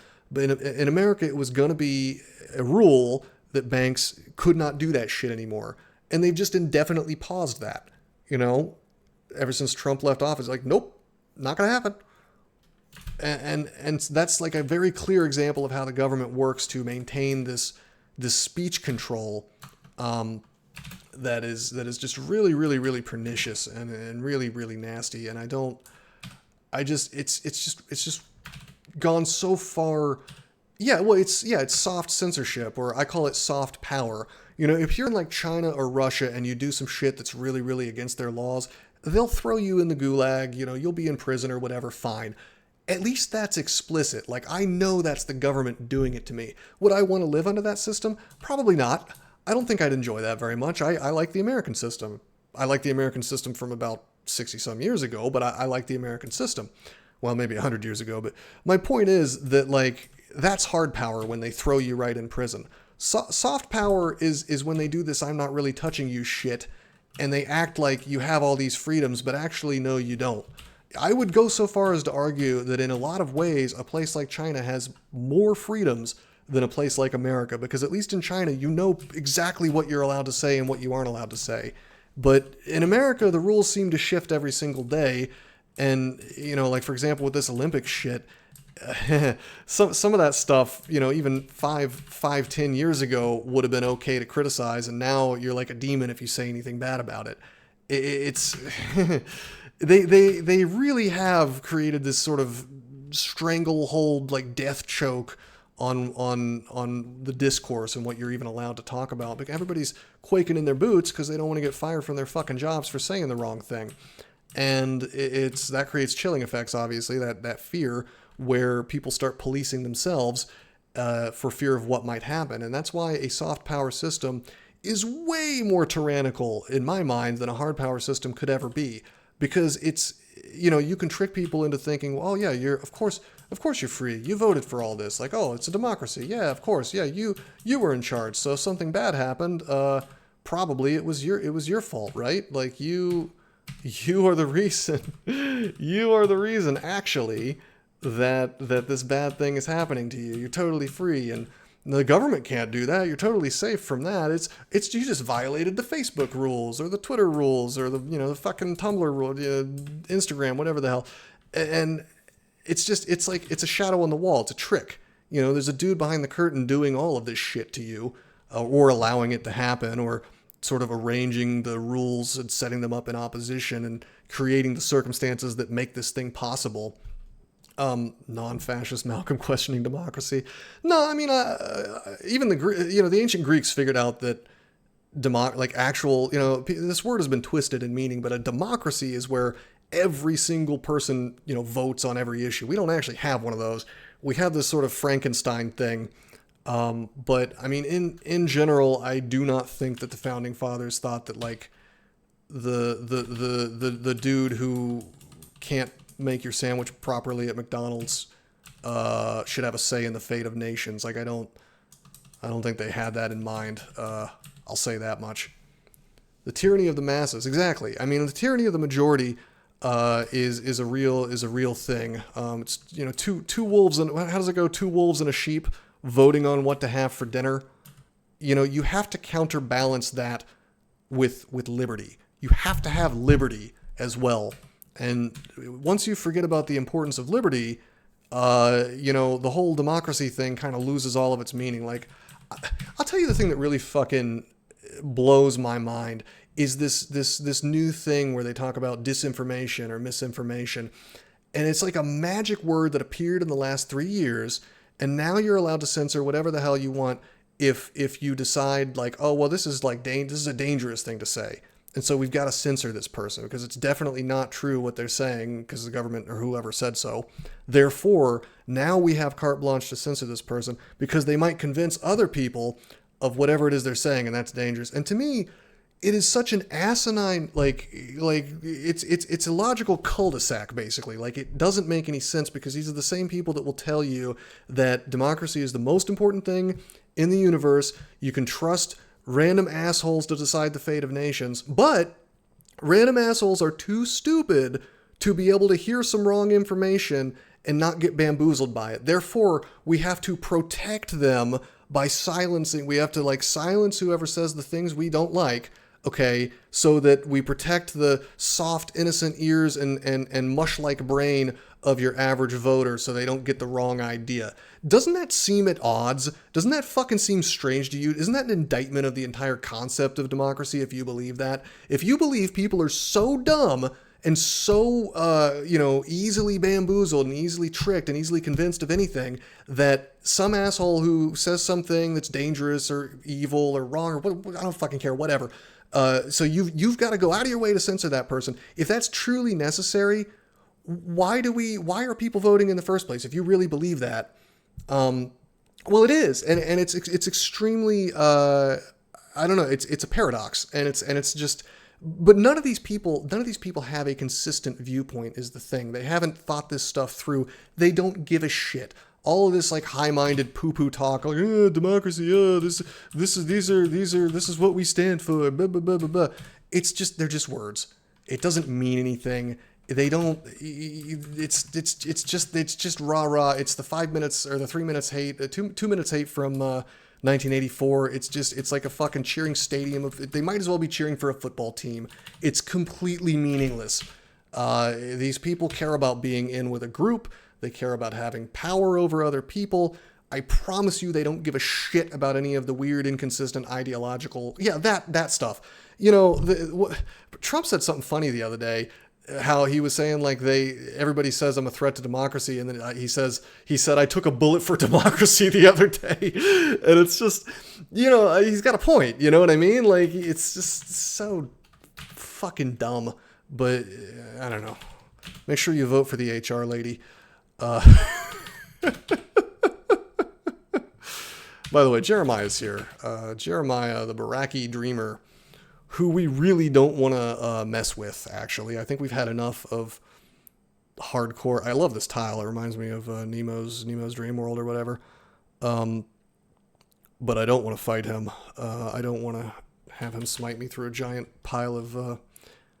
Well, hold on. He can't put me to sleep. He doesn't have sleep. He hits for 6, which is very weak. Blink range, that's the thing I was thinking of. It was himself, not me. Okay. I mean, we could try to melee him. I could use my wands to do some damage. Wow, I've really just been playing on autopilot. I guess I got my blink online and just decided to get more fighting, because everybody loves fighting. Why do I suck at casting all of a sudden?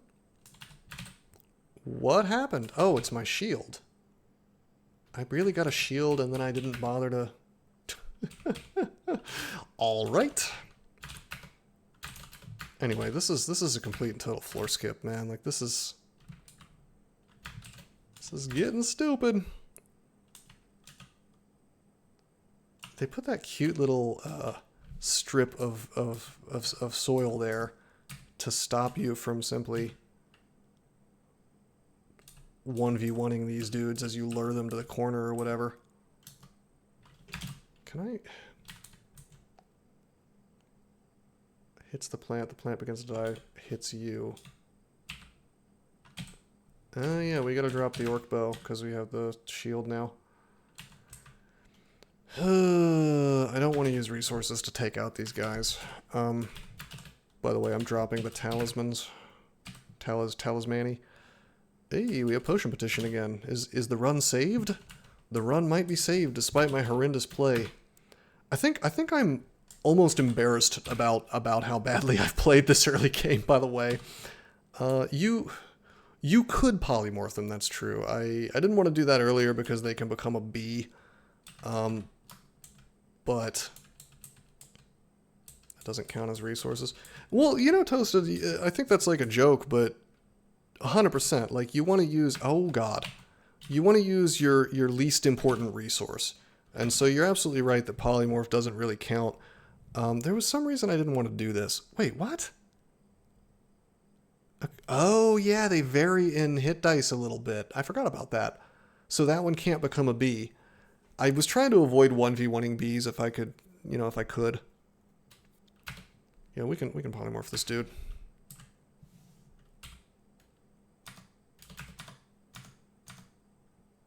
Yeah, no, that was a good change, for sure.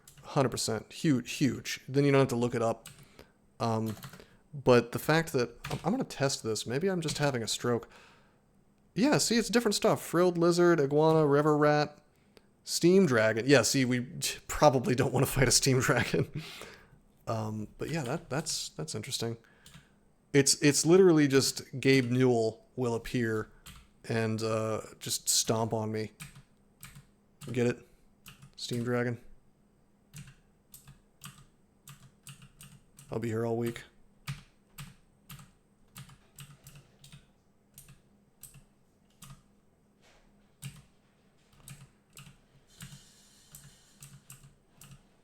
All right, I'm sorry. Anyway, I want to, there we go. I wanted to get just one of them. All right, I'm willing to fight a killer bee at this point, now that I think about it. But good, we got an iguana instead. The thing is, I can duke it out with one of these electric eels, but multiples at the same time, I'm thinking no. Polymorph, steam dragon, killer bee, or jelly. Yeah, there's still two.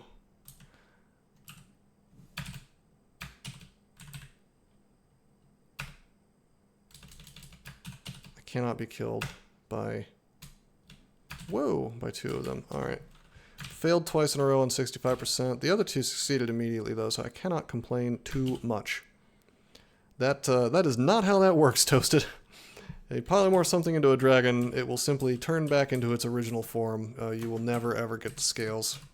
Wouldn't that be neat, though? I'll tell you one cheesy thing you can do, though. If you are able to polymorph something into a dragon and you have Wormbane, that will give you the plus to charge up Wormbane. Skeletal dragons and zombie dragons also count, which are the classic way to charge it up really easily, just by like going into crypt or whatever.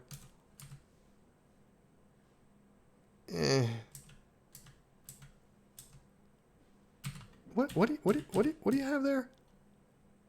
Orb of Mayhem? Is that gonna Zerk me? That's the Frenzy one. And you got a Trident, a +4 Trident of Draining.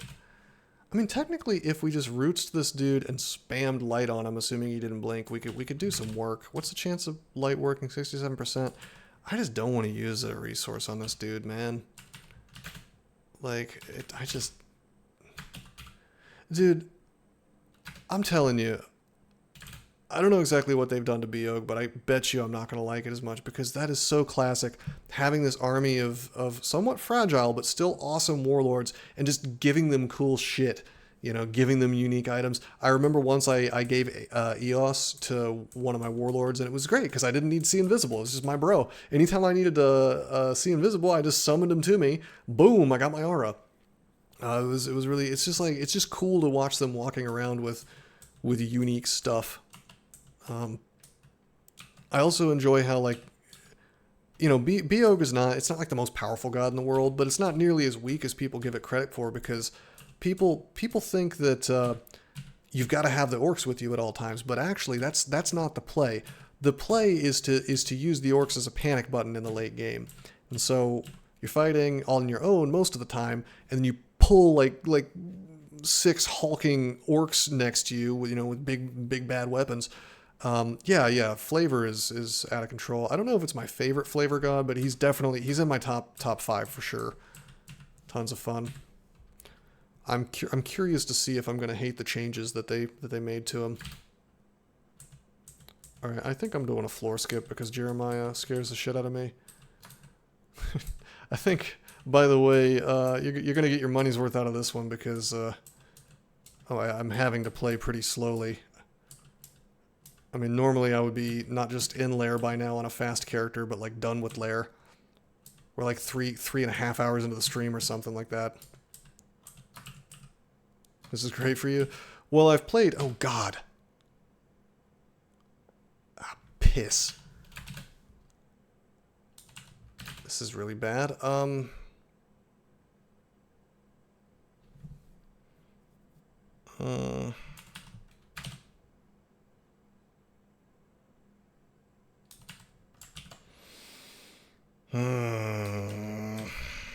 mean, Lignify makes this okay. I didn't want to waste my last Lignify, but I think I have to. If he paralyzes me with Lignify up, it's no big deal.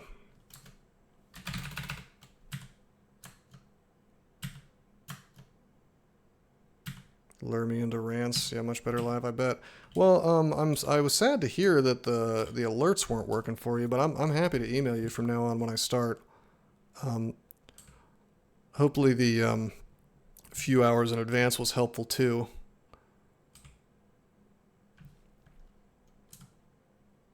That is a wand on the floor. Hey, buddy, you come to me. Yeah, you get one-shotted. That was nice.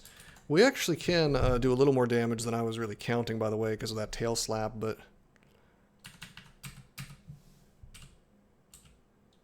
Whoa, hey. That's a broadaxe. We 100% could still pivot into broadaxes. Hey, Gadrel, what's up, man? Gadrel is my semi-heckler.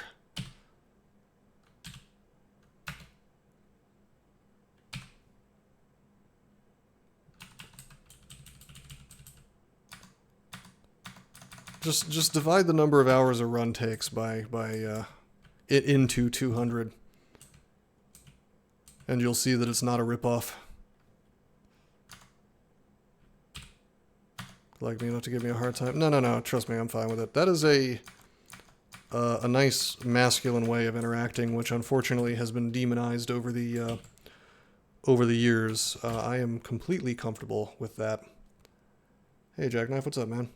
Jackknife has been giving me advice on my solar array so that I don't set my garage on fire accidentally. So much appreciated. Much appreciated.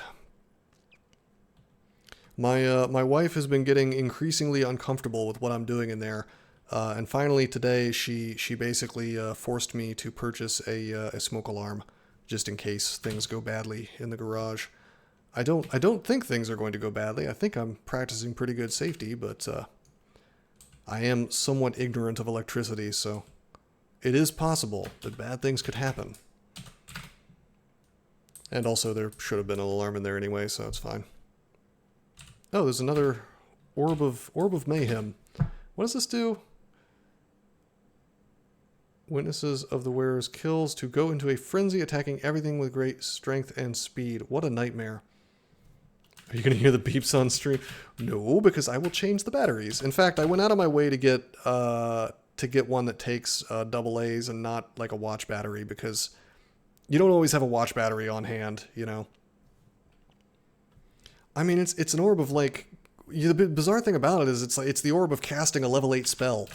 I mean, doesn't it seem weird to have an item that gives access to... I feel like that should be a scroll. It should be like Scroll of Frenzy. Because it's cool when scrolls mimic high-level spells. That's like a blink scroll. That's awesome. But just an orb that does it all the time. I mean, I guess the idea is to have it be uncomfortable because you have to have it on all the time. I just can't imagine using it, basically. All right, so Jeremiah is lurking on D7. I don't really want to go deeper. I don't have magic resist or anything. Orb only triggers in melee. Yeah, well, it's just... if I had a good ranged option...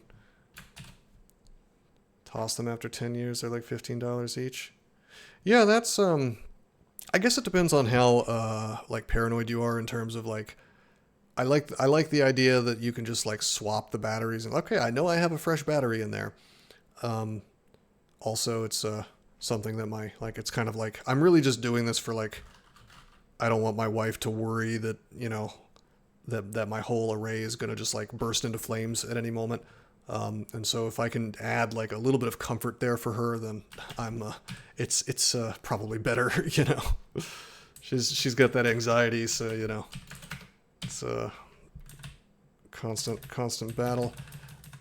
We have 2 scrolls of enchant weapon, which technically I should probably spam up on this falchion, even though it's not the best endgame weapon, just to get even more help early on, you know. But I also have this broadaxe, which we could brand up and sort of baby into becoming something decent. But that's not going to be helpful to me right now. Like right now we've got, not Mendeley, but we've got 1.0 speed on this +6 falchion, and we're just training shields. What's really interesting is... Typically by now I would have found a longsword with flaming on it. Not that I really want to duke it out with a Hydra, but, you know, it kind of would be cool if we could have the option, but... God, I wish they hadn't nerfed electricity, because if this was 1/3 of the time still, I'd probably just use a longsword of electrocution, but... Anyway,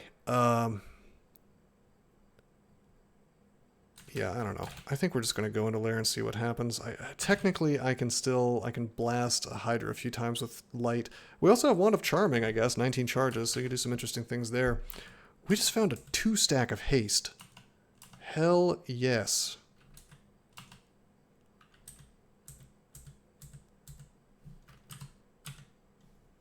Okay.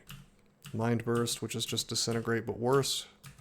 Only 3 charges. It'll, you know, I'll find a use for that probably. Better to use that sooner than later. The uses of it very few and far between.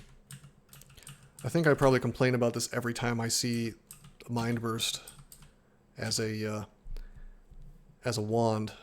Maybe it's because the name is so stupid, but it annoys me every time because my favorite use of Disintegrate was versus Mindless Undead. Especially Mindless Undead that were just sort of annoying and popcorny and just kind of I needed to virtually guarantee it would get taken out quickly, so as not to have more things wailing on my shield. And I remember the dev that made that change was like, oh, there's no use, there's no reason that Disintegrate needs to target things that are mindless. That's not even useful. We got to do this weird flavor change because it's called Mind Burst now. And I just read that, and I just like stared at it for 5 minutes. It was about as bad as the time that they said that amulets of reflection are not very good. And I'm just like, man, are you for real?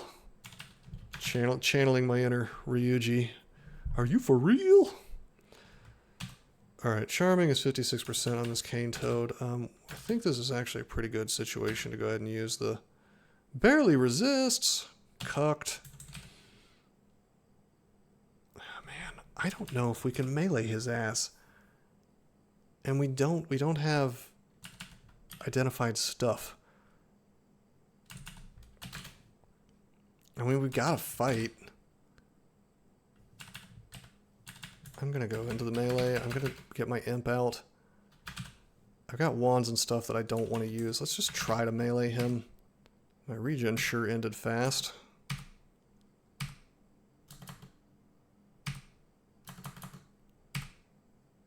Come on, man.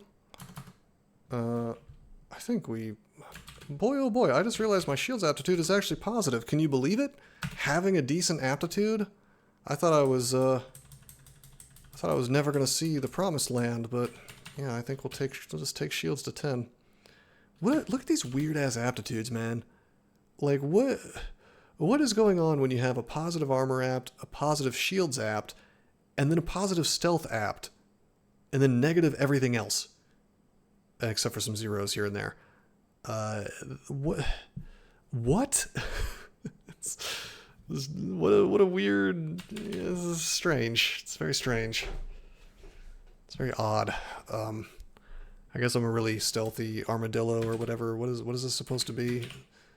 How do you even get a description of what an Armataur is? Did they bother to make one? Oh, they didn't even fucking bother. What? Wow, the old ways really are dead. There's supposed to be a base creature for every species, but they were too lazy to make one. Yeah, the powered by dashing regen is incredibly powerful, but it's also incredibly lame. I want to get Vile Clutch online as fast as possible so I can truly abuse that. Man, do I want to fight? Hold on, you guys you're a yak, right? 18 damage, yeah. There's one in trunk. You miscast Blink. Why am I miscasting so much? 28% is pretty high, but it's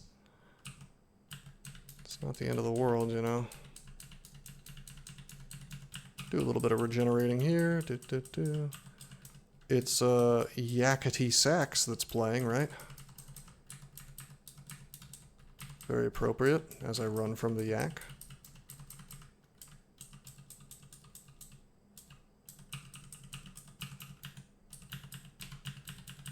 Classic DCSS play, ruined by attacks of opportunity, but remade again for your pleasure. You haven't seen me running from a yak in a while. Well, here we are.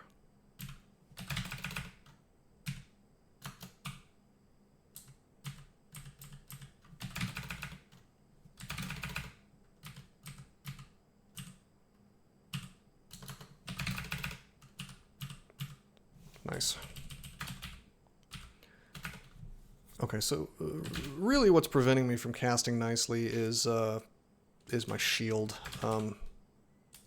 which kind of sucks. We're going to eat a bunch of damage coming down here. This blows ass. Let's get into a hallway. Yak attack. I think I could just melee these dudes. I'll make my imp for safety. Just kidding. I'll make my imp for no reason at all because it spawned in the bad spot. Yo, was that just a casual ice beast? Yeah, it was.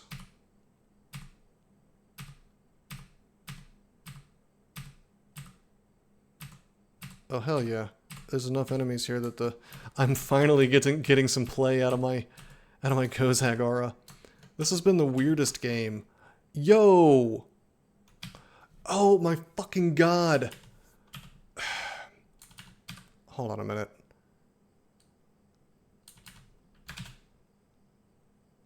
This is just the lamest shit in the universe. I want to talk about how stupidly badly programmed these attacks of opportunity are. It's clear that no testing went into it. Are you guys seeing what just happened? It literally says you swap places, but then the timer ran out on the Cerulean Imp, and then attack of opportunity triggered, and they've got it in the logic stack such that it just fucking bypasses stuff. Because before, the thing is that it changes the basic ways that this game works, or worked in the past, or actually still continues to work with every other scenario. And because some fucking idiot, because Pleasing Fungus fucking sucks, I assume what happened is that, I mean, as far as I can tell from watching this behavior, is it's just like lazily slapped in at the top of everything. It's just so fucking dumb. Like, I cannot believe. I mean, I don't know. Tell me, does this make sense to you guys? The fact that, like, before you swap places, it wouldn't matter if the imp was disappearing or whatever over time. You would get your tile. But now this just kind of like, whoop, fuck you. You take the damage. Perfectly fair game. I mean, I don't even care if it's like more difficult, but I think fair is actually the perfect word for this, because it's the game is now functioning in ways that it doesn't function in any other scenario. And it's not like, oh, this is like a new spell that does something new. This is a mechanic that should feel integrated seamlessly with the rest of the game, but it's not, because these people are incompetent assholes. Or maybe they just don't care, or I don't know what the exact explanation is. But this is what happens, I think, when midwits take over a project made by better men. That's my theory. Centaur Warrior can come on screen even as you move away from it. Get off a ranged attack, so you literally die to something off screen as you move away from it. Ranged attacks don't do attacks of opportunity, do they? Surely not. Are you kidding me? Or is it like a bug where they get them only when they're as they enter the screen? Intended feature. Well, of course, yeah, no, they don't know how to fix it. Well, actually, Gadriel, you'll find this funny. When Ebering removed the Cloud Wand and the Scattershot Wand, I am convinced the reason he did that was because he had created. It was very clear that either he hadn't tested his change at all, or he simply was just like too stupid to notice it. I don't know. But like when he made it so that monsters could use Cloud Wands and Scattershot, the actual behavior of the monsters is that they would just sort of cast them while walking towards you. But if their hit dice was too low, the range on those wands wouldn't be far enough, and they would like think that they had enough range, and they would just like walk into their own clouds and shit. It was stupid. It was like, and I was just like, how man, you could play like one game and force a Jib to have a Cloud Wand and see that this is happening. Like, did you just not test it? And so the response to this was to just fucking remove those two wands. And I'm convinced to this day that that's why those two wands were removed, because they were just too lazy to fix the problem. It's like, maybe if you're too lazy to fix the problem, just keep it the old way where monsters can't use those wands. I have noticed that, Gridgem. Like, I've noticed that it's this sort of it's the fix to incompetence. But this is kind of the exact reason why I stopped playing mainline, because of shit like this attack of opportunity crap. I knew it would be implemented poorly. Maybe I just have a psychic power, or maybe it's just obvious. I don't know. But like my point is that this is so fucking dumb. I'm just gonna use a bolt of light as reasonably likely to work. But like, I mean, that's, am I wrong? Like, that's really dumb, right? In the exact same situation, you'd be fine if attacks of opportunity didn't exist. And yeah, it's unfortunate.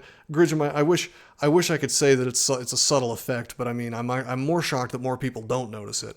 But I mean, I think like the kind of people who play this game, a lot of them unfortunately have this sort of, this sycophantic sort of mentality to them, where you'll notice on, and maybe it's just that they ban everybody who doesn't behave that way, but you'll notice that if anybody criticizes the devs anywhere, it's prefaced with like 10 paragraphs of ass licking, like, oh, thank you for working on the game, you're so great, oh, you volunteer your time. Like, no, they don't.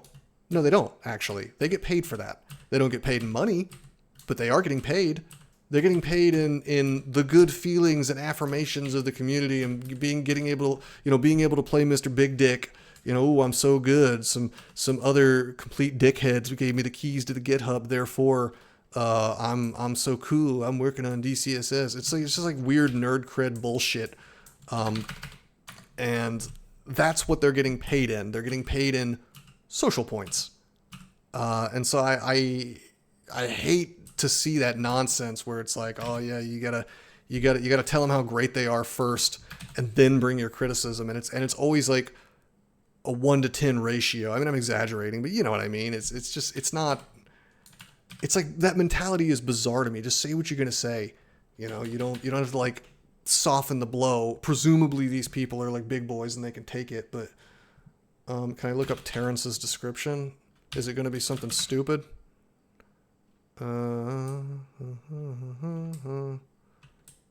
Did you like secretly get code into the game that would like dox me if I do this? How do you spell Terrence? He is a violent murderer who kills for both pleasure and profit. Terrence has been forced into hiding after a botched job. There's a price on his head, and he can't afford to leave anyone who sees him alive. What am I looking at? Why am I looking at Terrence the Incautious's description? Is there like a typo or something? Kills for pleasure and profit. Terrence has been forced into, I mean, it's kind of an awkward sentence, I guess. That's fine. This is an old description, isn't it? Hasn't this been around for a while? Anyway. And Trunka's new description is a veteran of a war against the Armataur's elephant riders. Oh, was Armataur made by Pleasing Fungus? Pleasing Fungus is always trying to fucking jam his stupid fake lore into the game and references to it.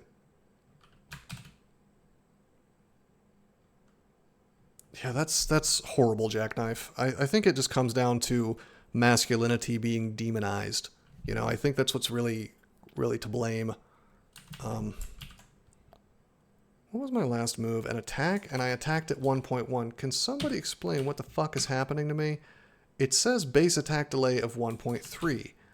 My Longblade skill is 6... never mind. It's my shield. That's what's slowing me down. Anyway, this dude is doing big boy damage to me, and I'm actually pretty annoyed about it. I know they can do 34. It's fine. But, like, I want to block his attacks like my shield is supposed to let me do. I guess I'll just use the damn wand. Alright, we're going to swing. Here we go. I hate using those charges, but this game is just like forcing me. It's making me do it. What am I doing? I need my guy.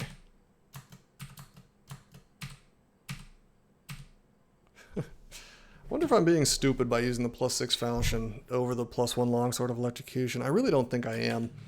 Faster attack, more accuracy.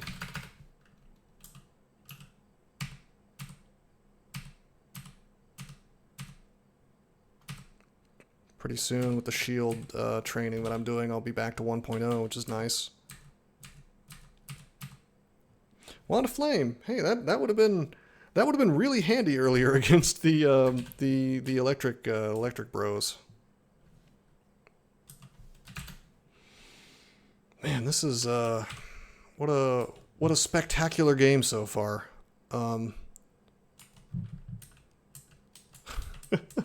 And by that I mean it's a spectacle, not that it's tons of fun. All due to my sins.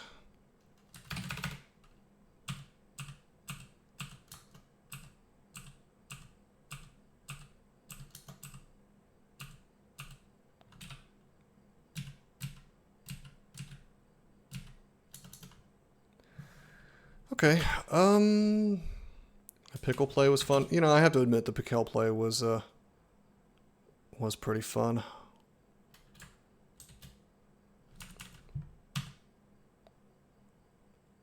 I need that regen, man.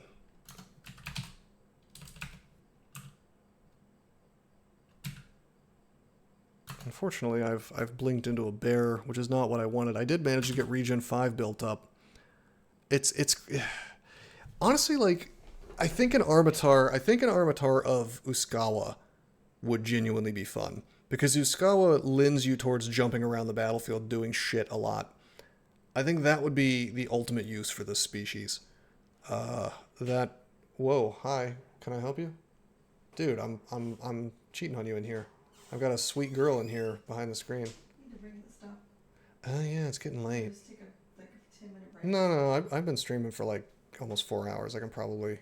You're right, I need to take care of that. What's in there now? Oh yeah, there could be deer or something. There could be like a wolverine in there. There could be anything in there. There could be like a pig. There could be a wild hog. That's true, there could be a cat.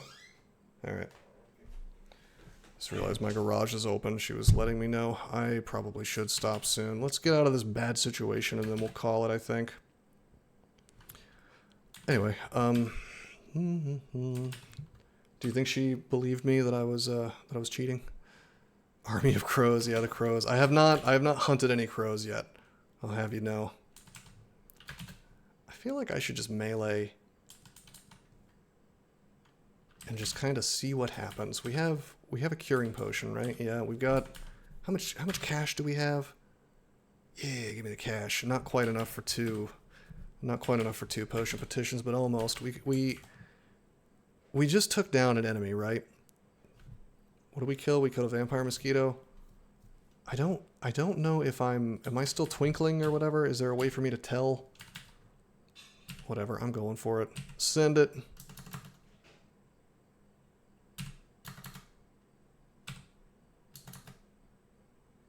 This is shit with these attacks of opportunity, actually.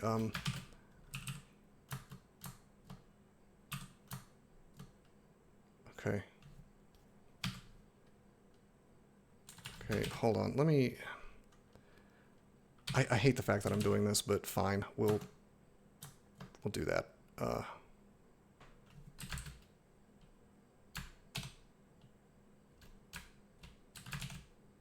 Okay, blink did nothing good for me. And now we can't blink again because, God forbid, the addition of minus blink is actually just baffling to me. Like, okay, so you're going to create a tax of opportunity. You're going to make it harder for people to switch, you know, to reset a fight. And then you're going to nerf blink. Like, what is... I mean, there's already a built-in reason not to blink a bunch, which is horrible things can happen when you randomly blink. In fact, they've actually actively made the game less funny because it's like... I'm going to use my classic trick. Get the fuck away from me, Mr. Bear. Oh. Oh, that's even worse. Okay. Go fight the Hydra and die. Okay. Anyway, like, blink already had its own downside. You just blink a bunch, you lose. But now you literally can't, like, a newbie literally cannot do that to themselves, and so they don't have that classic learning experience of, oh, maybe I shouldn't spam this. Alright, how do I even defeat this? I was really hoping to avoid a Layer 1 Hydra. Got vulnerability. So we could vuln charm.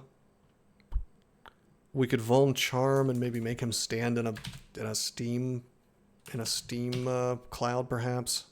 It's a little jank. I don't think we can do that, actually. Well, maybe. Use that Orb of Mayhem. Get something else to take it out for me. I could charm something else. Excuse me. I mean, if this character kills Hydras, it does it in a really janky, weird, awkward way. Certainly not in melee.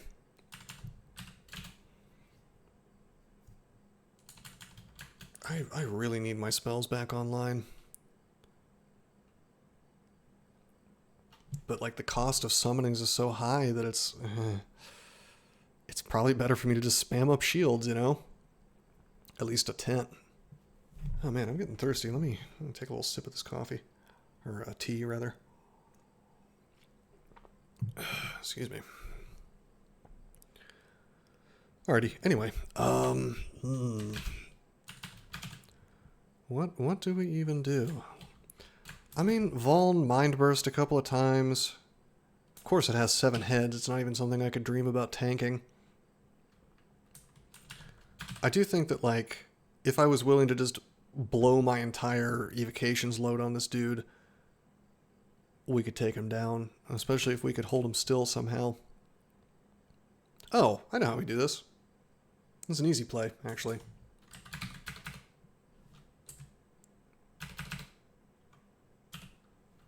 Well, I wouldn't say easy, but...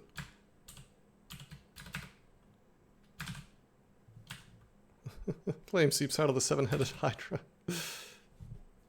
Armataur does not have a monster description. That is hilarious.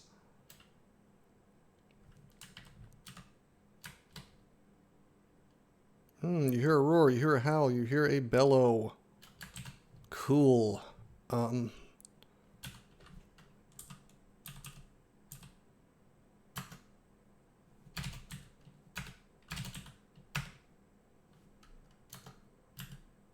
Big boy booms. Big boy booms. I would not have wanted to get caught in that large explosion. What is a large explosion? I know it's more than 3d20. I think it's like 4d20 or something. It's more HP than I have, potentially. Alright, it's about time.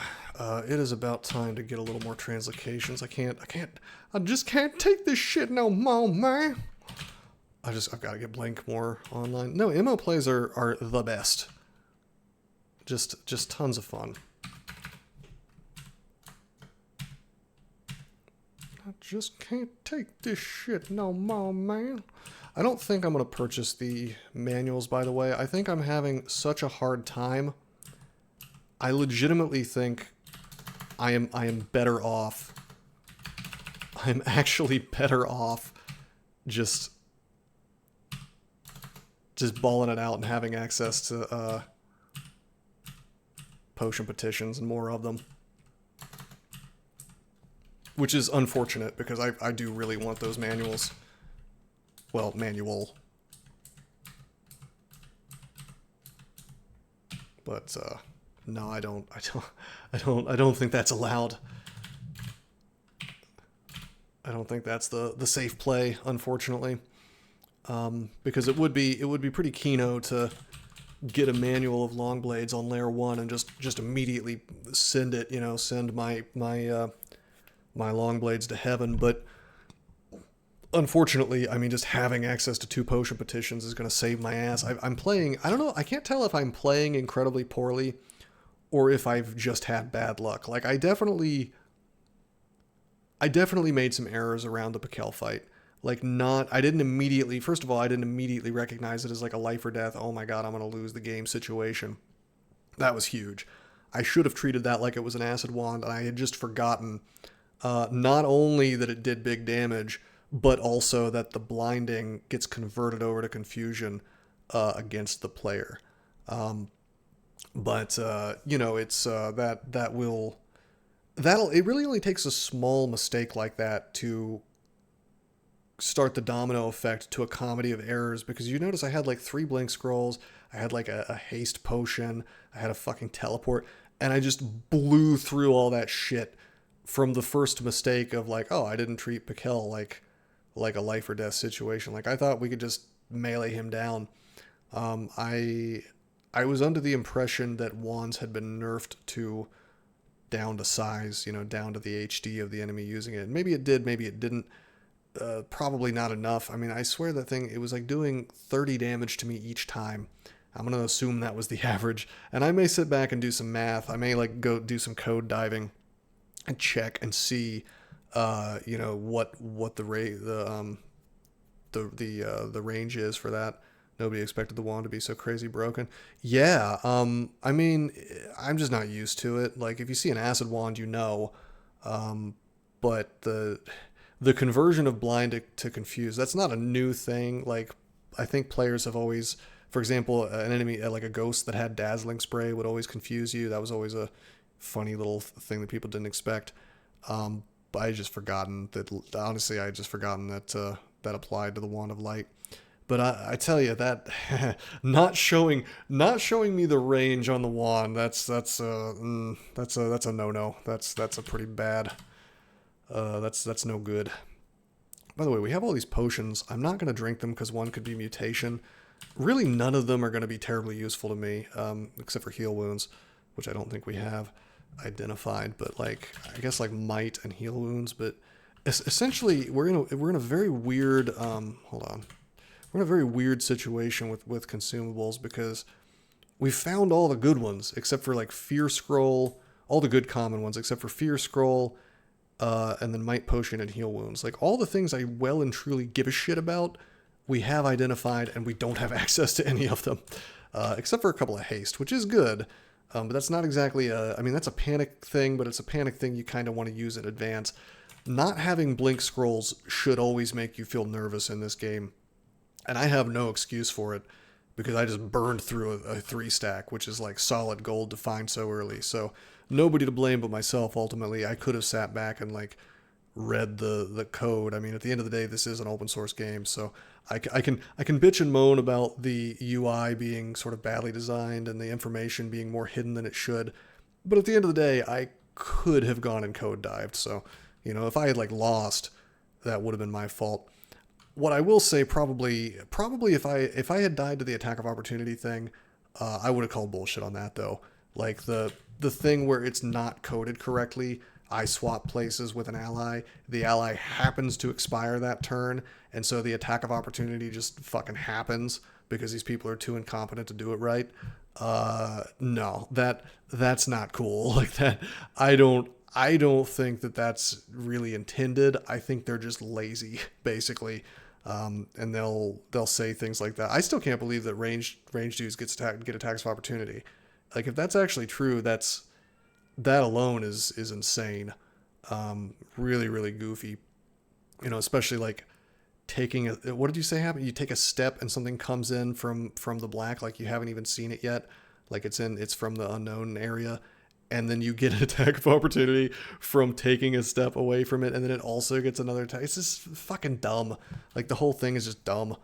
And I think at this point it's like stubbornness. They won't just revert it because because that would be admitting they're wrong. Like probably in a couple of years. And I tell you, the guy who did attacks of opportunity is known for this. The last time he threw a fit, had a tantrum, and left DCSS was probably, my opinion is that it's due to the feedback on his old shadow trap thing, which was the dumbest thing ever in DCSS. And as usual, he was a smug prick about it and refused to take anybody's criticism. And eventually people had such a bad time with it that it got removed. But the thing is, it made it into an official version of DCSS because the dude's stubborn and has clout, I guess.